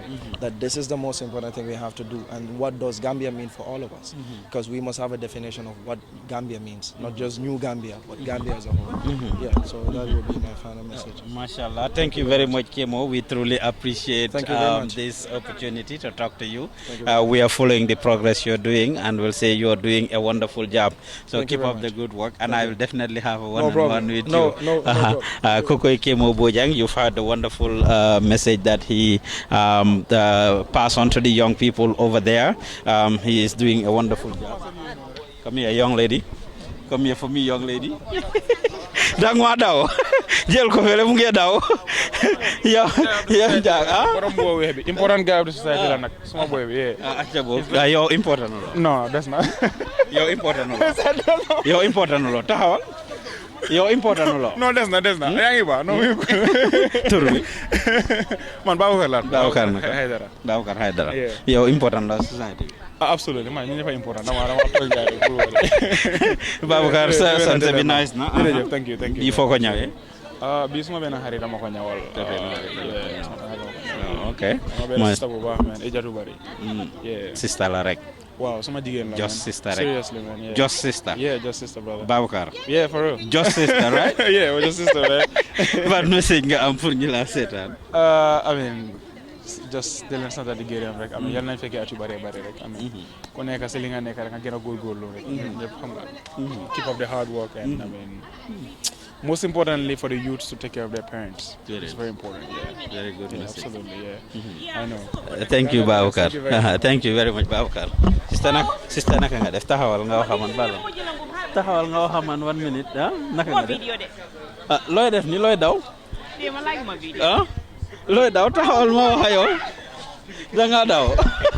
Acca boog waaw kooku mu ngi daw foofu suma sista la ndeysaan Ndeye Yacine gis ngeen ko ne gars yi ñu ngi julli si biir almost pare nañ ñu wax ak sista si fii da ngeen bugg a daw hi bëggule ma wax ak yéen da ngeen a daw baax na comme niñ leen ko waxee rek gis ngeen ne julli nañ fii si Seattle first prayer bi pare na ñu ngi si second one bi si jamono ji nii the community has grown so fast that benn julli doyut ñëpp in fact this is not the only prayer am na beneen boo xam ne mu ngi xew fële si Everett as well Gambian community mu ngi grow fii Muslim community bi mu ngi grow dégg ngeen li nga xam ne moom la gaay wax ci jamono ji nii ñu ngi leen a bëggee di leen gërëm di leen sant dinañ duggal si biir rek ñu wan leen yeneen Gambien si naka lañ nekk di jullee muy second julli bi kon duñ def dara du ñu duggal si biir jërë ngeen jëf thank you very much.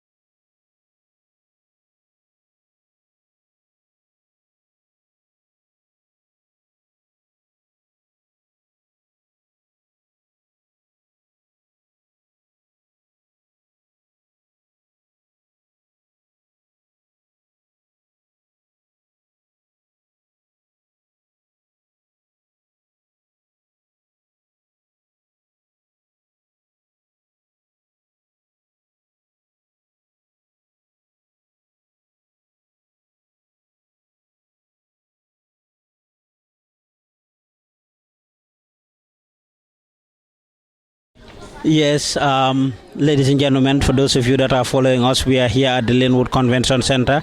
The second set of people have just finished their prayers.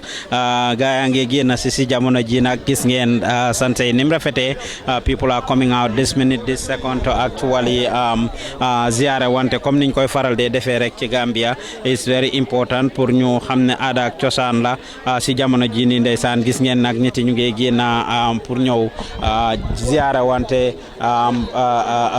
nuyu wante etc.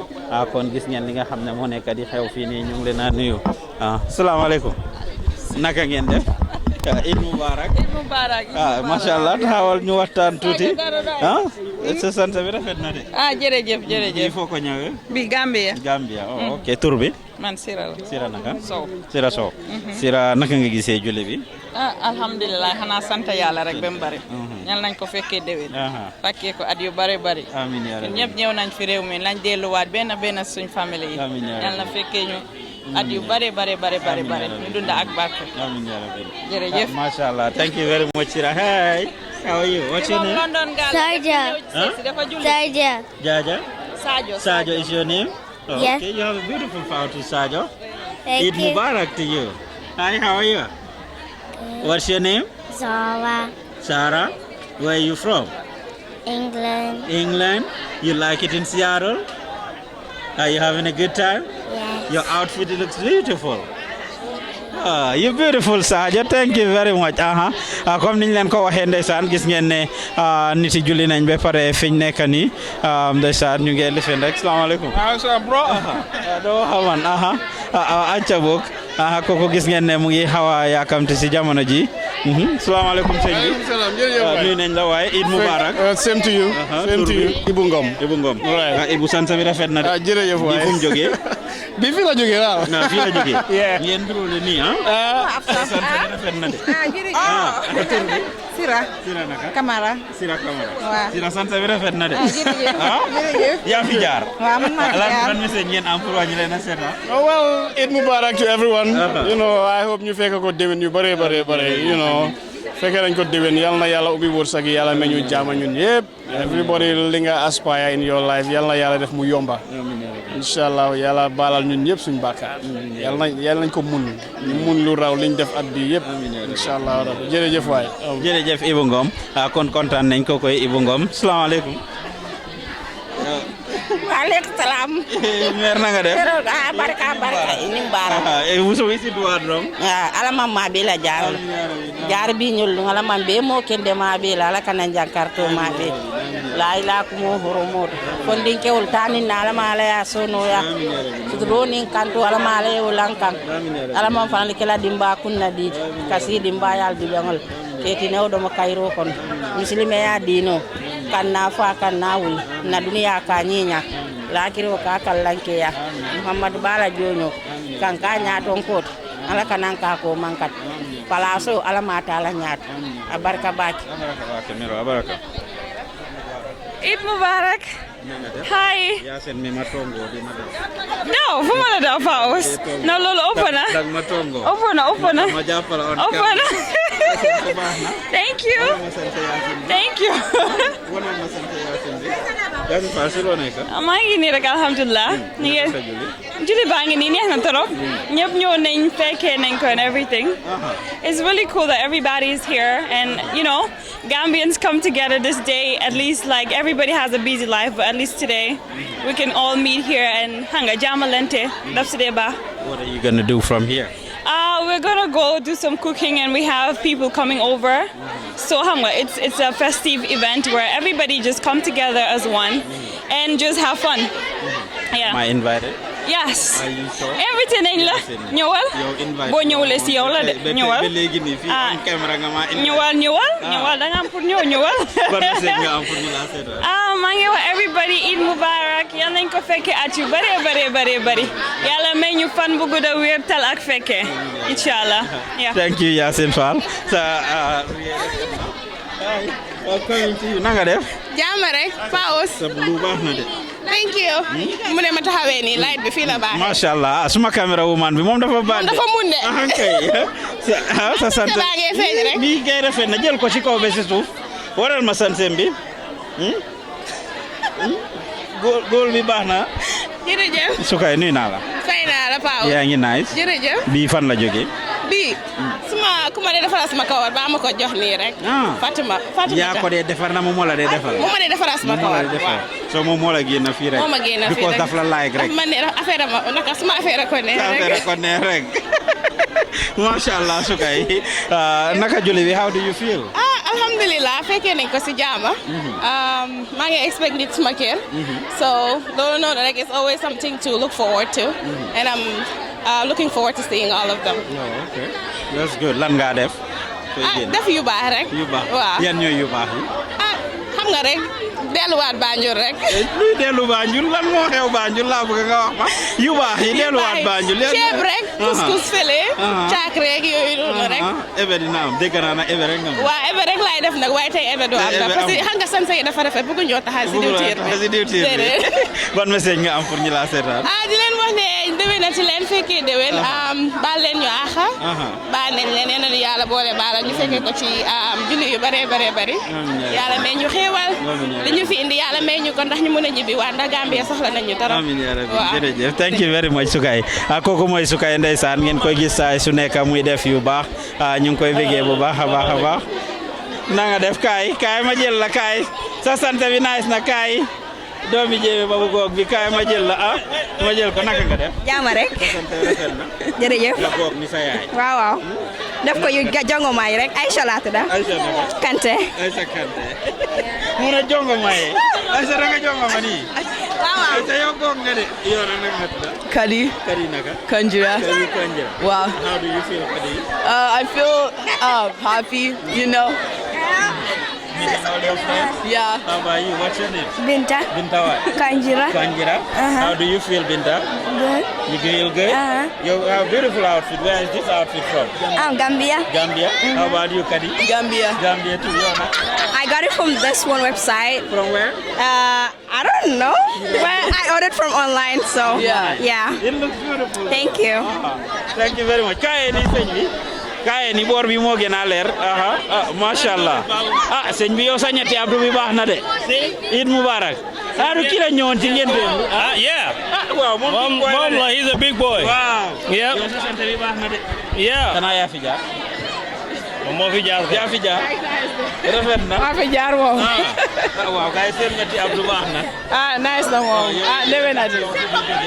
Bii moom mu ngi jógee ba India. India de. Yeah. Jërëjëf. Tey moom xanaa sant yàlla. Fekkee nañ ko fekkee at yu bare yàlla may ñu fan bu gudda ak wér gu yaram. Ñëpp ñu fekkee. Ñu dem Màkka yi ñoom ñu ñibbi si jaama. Ñu jiitu yàlla xala leen àjjana te oy fa suuf seen kaw. Ñu toog ba lekk njëriñu njaboot. Baax na waay. Yaa ngi muñ rek de boy.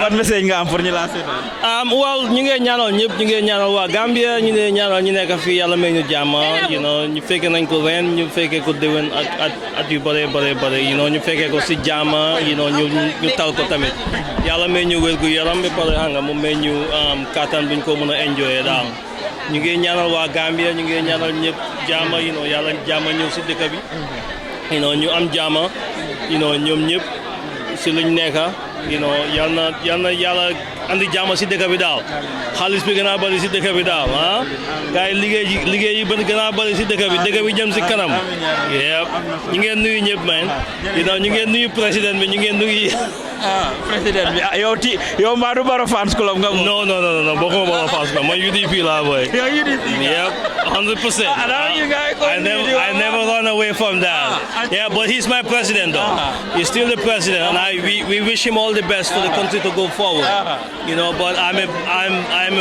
100% member of the UDP but I pray to God that Adama Barrow makes a good decision for Gambia so that Gambia goes forward because if he succeeds, the Gambia succeeds. If he fails, the whole country fails. So he's still my president and I will still respect that. That's very good point. Thank you. Thank you very much.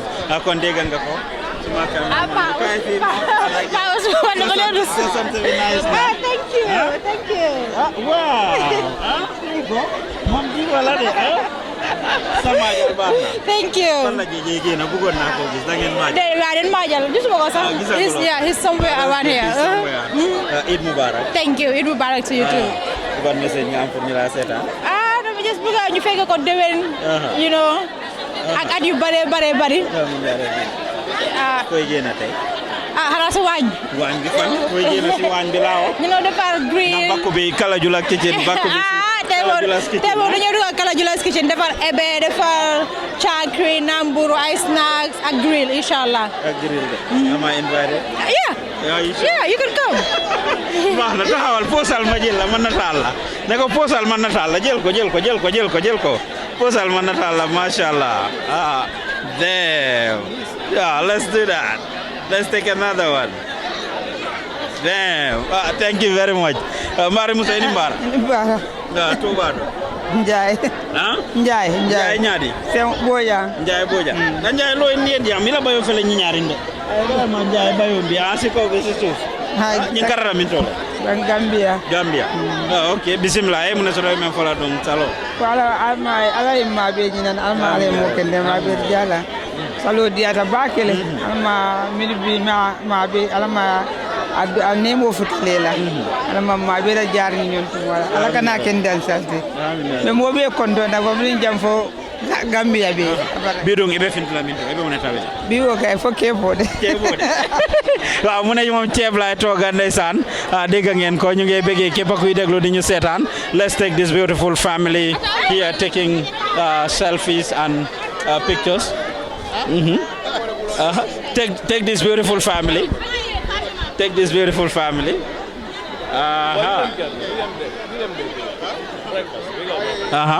You see this beautiful family taking selfies. This is how we do it in Gambia. Right after praying, people get together and just take pictures. Are you guys ready? Hello, everybody. Cheese. Hello. Cheese. Yes, you see that beautiful family. They are taking some nice pictures right there. Ni lañ ko defé sa su nek rek Santa Yalla, turn around camera woman and take this handsome gentleman for me. How are you? I'm doing well, pals. Your name? Modu. Modu what? Nyang. Modu Nyang. Yeah. Beautiful outfit, huh? Thank you, brother. Where is this from? From Gambia. Gambia. Yeah. Yeah. You see, bachelor life, you didn't used to look like this before. Yeah. Huh? You didn't used to look like this before. Graduated, man. Graduated, yeah. Alhamdulillah. Alhamdulillah, man. What do you have, how do you feel for the Tobaski? I mean, it's awesome moment, coming together as a community, to celebrate, to be together, spend some time. I think this is the only moment in the year that you get to see people that you can connect with and socialize and share the same faith with. So, it's an awesome moment, alhamdulillah. Yeah. That's good. What are you intending to do? Lan nga def tay? I have family coming down to my house, so mostly colleagues from work also coming down, so spend some time to grill, but just also spend some quality time as a family and friends. Yeah, that's good. Yeah, you are a very objective person. Our country going through a crossroad. Yeah. I want to hear your 2 cents about what is happening in Gambia. What's your advice to the young people? I mean, the young people need to be involved into the political situations. They need to scrutinize and ask questions about the political agenda and participate in the decision-making processes. They shouldn't just sit back and rest and allow the older generation to lead the process. I think that's why we're in that situation that we are in, because 50 years we've been relying onto the older generation, and it's now time for young people to be in the forefront and be part of the entire processes. Yeah. Thank you very much. Thank you, Paus. Jam rek nakam man Modou Lamine la. Modou Lamine nakam. Yeah, Modou Lamine Sow. So. Yeah. Mané bis ma mako jox man. Yeah, bi mo mairie rek. Yeah. Yeah, mairie la. Yow amagulo jabar ma ngi togn sa way yow amagulo jabar. Kis ma boss la. Ay si mom lay dem nga ñu barbecue fa nga mëna enjoy. Okay. Yeah. That's very good. Yeah, message nga am pour wañu la setan. Bi mom am nga ma ngi wax happy am nga Gambian community bi so xolé fi mom fo xol rek am nga mashallah ken everybody ñu ngi am nga. Solo bi mu ngi nice am nga. Ñu ngi enjoy. So this is a very good thing am nga.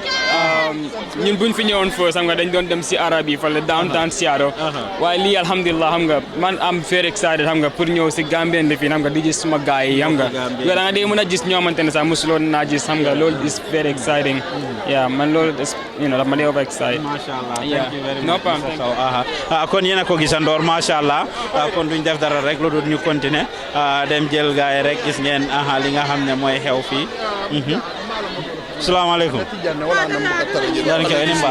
Nimba. Tuba. Sorry, Alaji. Alaji ñaadi. Samate. Alaji Samate. Yeah. Alaji la paraw fa la ñu ñaari nde. Abara.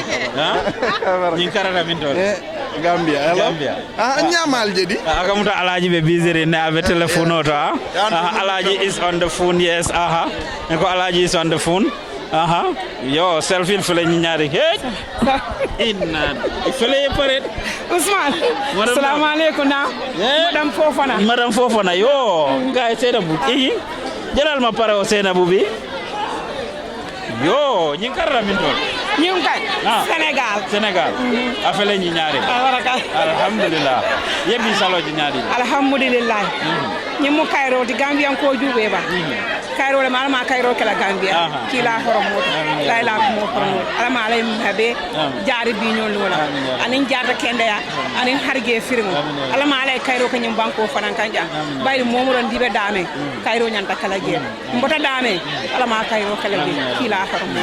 Bidung ibe fin lamin to. Biba.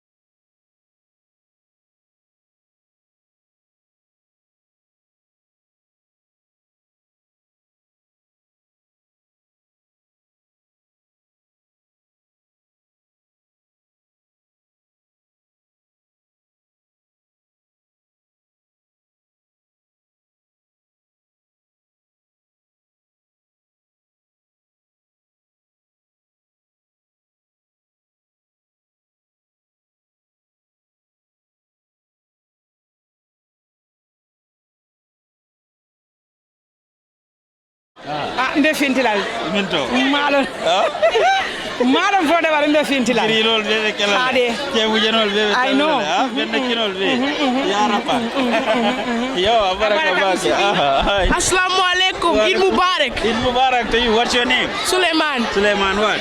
Sawane. Suleiman, your outfit looking good. Where is this from? Gambia. Oh, okay, that's good. How do you feel coming to the Eid? Good. You feeling good? But I didn't get a lot of salibo today. You didn't get any salibo? You will have some later when you go home, right? Yeah, I have to. Waaw dégg ngeen Souleymane xale yi leena rek moo ma jaaxal si xale yi ak lu mu bon salibo moom gars yi duñ koy caaxaane seen salibo yi moom balaa maa génn kër si suba la ma suma xale yi laaj salibo ñu ne seen yaay jox na leen depuis démba kon lii is nice ñu indi suñ xale yi introduce leen to what is happening right here su ko defee gars yi xam ne nii la ñuy célébrer Eid saa su nekk kon duñ def dara lu ñu continuer rek pour wan leen li nga xam ne mooy xew fii nii sant say rafet nañ trop. Asalaamaaleykum. Waaleykum salaam. tur bi nag. Tijaan naka. Tijaan sa sant bi rafet na de. Yeah, ñaare. Bara pare fole ñaare nde. Yeah. Bilen du fosan. Pare boda mari fon wallahi no. Jumala ite fon ngara. Ahmed Tidiane Jete. Okay, na camera jibe ayela pare wita. Huh? So do you are busy with No, yeah, na wife lo so wife ko do mo go nkula. Yes. Okay. Pare fole nya fatale fintu da jang, Pare boda ma. Wife na. Pare boda mari fon wallahi. Oh, ifamo. Pare boda mari fon wallahi. Ifamo.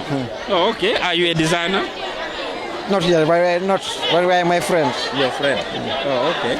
So that's good. I'm promoting them. You're promoting them, okay. Back home. So, how do you feel today attending the prayer? Yeah, I feel so excited because, this is my first Tobaski here, this is my first Tobaski here. But feel so sad also, because in Gambia, Kato, how we do it is not like this, we all sit together, here, after here, that's end. That's it. That's it. So in Gambia, after this playing ground, we gather together, do grill, you know, till the following day. Yeah, so 2 days, 3 days. Exactly. Nimu bacheloti waro so some are preparing ni bodo jara do kola. Yep, that's right. Yeah, so akata wala nyamat. Like Gambia ka ndol nimbro sa. But it's your first prayer with Madam O, right? Yeah. So how do you feel? That must be a good feeling though, right? Yeah, but that must be a good feeling, huh? But I'm so sad, like, normally, I don't talk at Gambia, you know. Just be no mind back home. Back home. Yeah. Yeah. Maybe we all felt that our first time. Yeah, exactly. So you message just right me for la carton call email ki give. Yeah, carton call ni de continue salula alma nga sifa jama balu nga sifa jama witness, you know. Nga sifa jama witness, you know. Yes. Nga sifa witness. Baraka baki. Anbari muso ini mbara. Ah? Yeah. Coba tu. Asia tu nyari. Sambu. Asia tu ifele nyari ndenye bayo karata minto. Karata Gambia le. Oh, okay. That's good. Bidung ibe fintla minto le salon. Salon bang. Ana def beba. Dem taj suma añ bu correct. Wow, max ma family bi. Foy génn ni ci añ. Kan man benn cin. Tey moom ceebu jën. Yeah. Alhamdulillah. Baraka wake jërëjëf. Thank you very much. Ini mbara. Sumolle. Na bebe je. Kortade. Tano. Yo. Pare fele ñi ñaari ndi. Baraka. Baraka. Yo. To badu. Nte to Adama Konte. Adama bismillah. Hi baby. Hi baby. Baby ma. Adama biru ibe fintla bintol. Bi bang. Osman ndeba mbi jande fulode so mita sarola awayale isina je nga salibo okay inshallah right baraka araba ma bela jaar la ini mbara wadande ini mbara mero kondong fa juflem jufu sumol erba mbadi ko modi fa den kay kotan tano yo uraro bedi mbejang yo kay salud ni ñaari salud alhamdulillah rabbil alamin alaman na salisi yala alaman be ma be la jarala dimbaade be ko ma membe sumu me wala alaman ni be tanka akana nyaara mudu ni tem banko karo ko alaman dila nal be alaman na tanka la baraka bake mero baraka ifani baraka ba baraka assalamu alaykum assalamu alaykum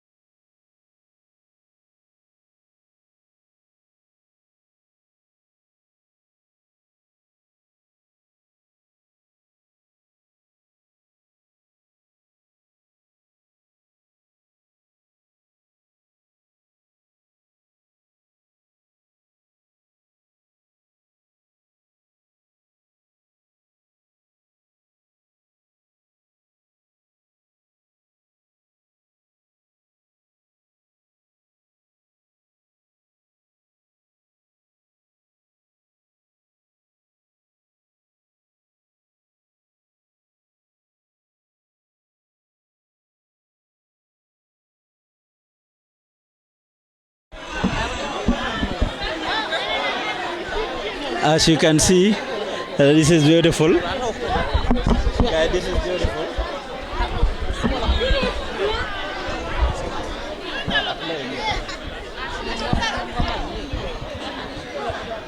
Cheers.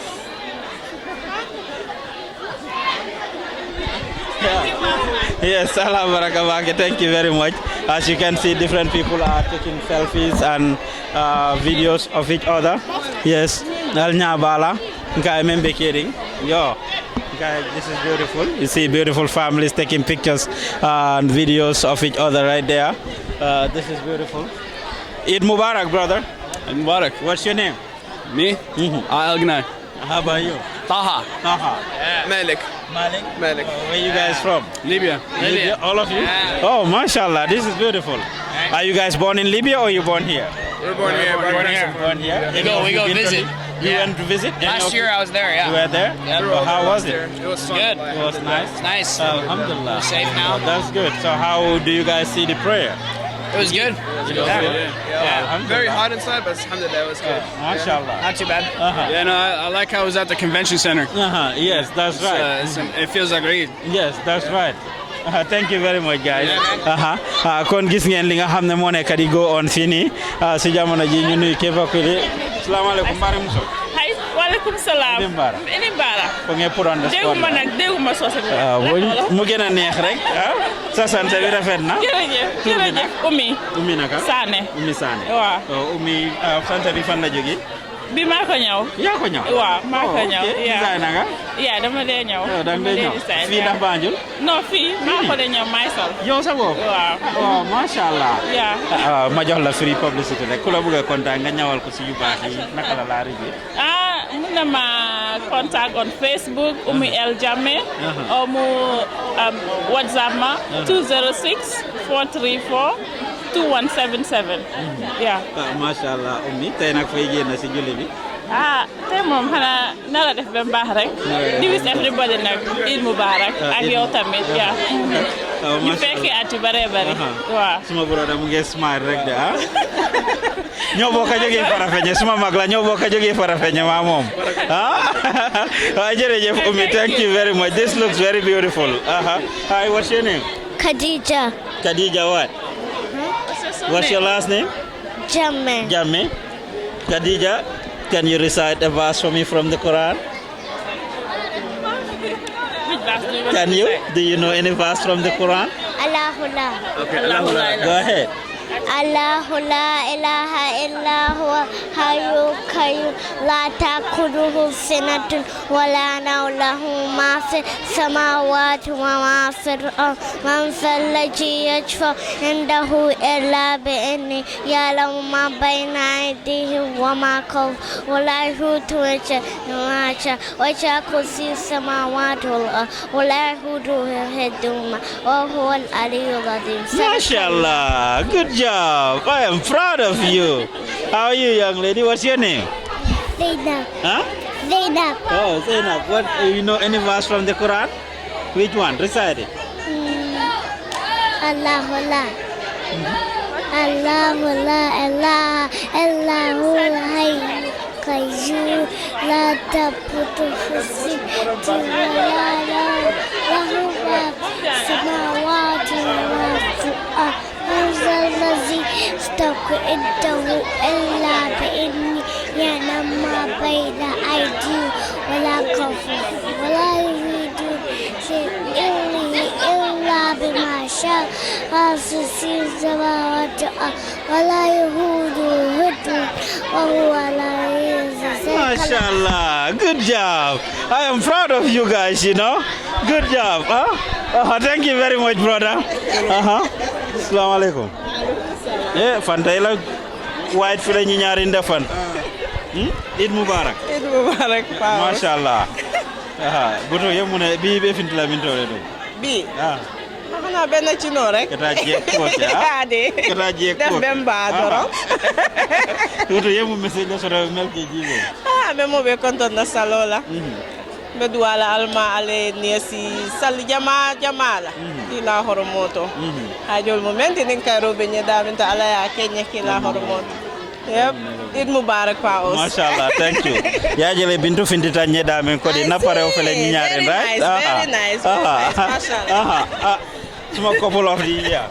Man dang ma freak. Man like I always tell you, I wanna be like you when I grow up, man. Get this for me. Let them stand right together. Get this for me. Suppose Mojana repeat. Get this for me. Get this for me. Let me do this myself. Wow. Suppose Mojana repeat. Degal, nako degal. Sen san se bahna, mashallah. Suppose Mojana repeat. Degal, nako degal. Eid Mubarak. Eid Mubarak. Sanse bi rafet na. No, yo ma raw de. Yo sa sanse bi be jëna ba da sama boss kay. Ana ya fi gëna. Ya fi gëna du ma ne bulet. Ya de dox ci yu baax yi always. Tay foy gëna nak ci toga. Tay ñu ngi dem ci Ramatulaay suma ñëkke. Enjoy suñ boppa fofu. Like a family union. xaw ma sax lu ma wax. xamuloo looy wax jekkali ko bés bi moom dañ ko bom lañ ko def so ñu ngi dem ñun family every julli dañ dey gather together and celebrate it so it always feels like you are at home yeah.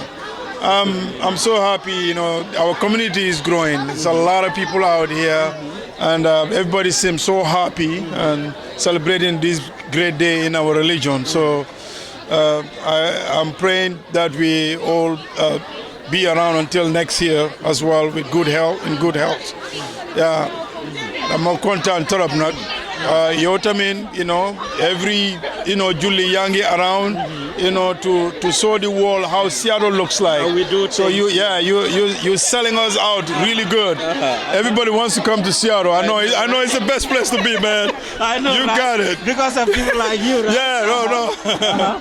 nga génn nooy na sa weex baax na. jërëjëf. ne ko sa weex baax na. ndewenati. waaw gisante ne waat. waaw sant bi rafet na. jërëjëf. just si 4th of July bi rek lañ jógee gisee. wax nga dëgg di. fan ngeen a génn nag. tey kër Awa Mbay waat. yaa kër Awa daal. waaw dem rek def même baax.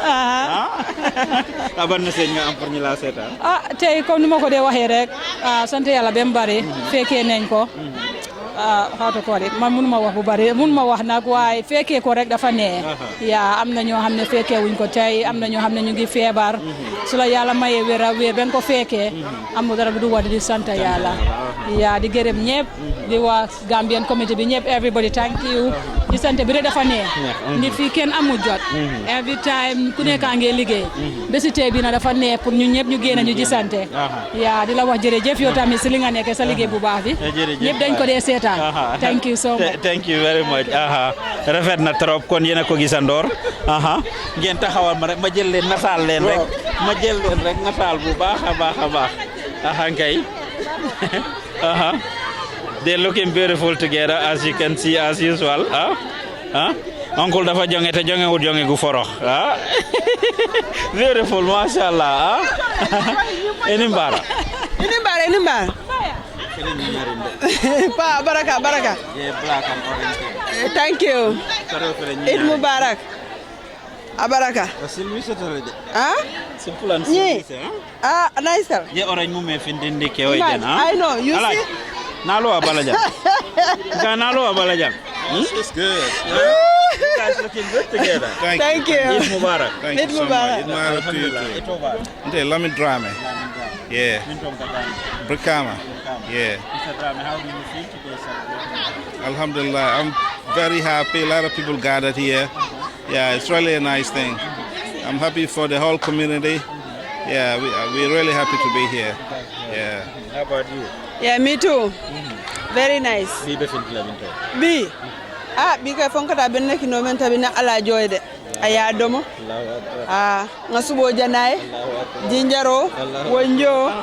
Man awala di. Awa burukera. Adi bukatinya. Mashallah ami. Ya foku wala ma banta fereng. Jelal ma this couple jelal ma this beautiful couple mashallah. Badum fana yal natal Oh, nice. Wow, beautiful outfit. Hi, young lady. Ito bado. Saja Kamara. Min don ka Gambia. Nyani Same. Okay. Ite dum? Jaina Bacham Sukuta. Oh, okay. Bi ale salo nyadi ne. Alhamdulillah, salo dia tabake. It's always nice in a community. We get together and we celebrate days like this because ning sawo saneng. And ning woku si fabe caring for Nganadrong, we celebrate it together with family and community. Yep. Mashallah, ya muna sa tayo mem fala nyaning ko le mel gejiwe. Mem fala nyaning ko le waleng happy Eid and this is a celebration that I really miss in Nyani. What mon dindiman in Nyani. Bana Salo is one of the greatest things. I miss hopefully we we'll celebrate more there too in the future.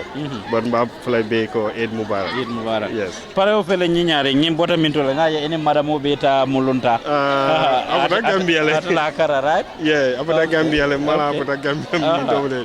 Wari madamo la kara. That is Abubakar. Abubakar, mashallah. Hi. Hi. Say hi. Yes. Thank you, Abubakar. Abaraka bake. Madamo bayo karta mintole. Huh? Bayo Karata Senegal. Karata Senegal. Afele ñiñare. Thank you. Abaraka bake. Thank you very much. Yes, as you can see. Yes, it's going on here in Seattle. As you can see, we just finished the prayers. Different people are having fun right now. It's going down here in Seattle. Multiple people came to play. Different people came from different parts. Gis ngeen fi nii obviously. Gaya ngi na la di def fi diva. Take those people right there for me. As you can see them taking this thing. Cheese for me. Sorry. Cheese for me. Cheese.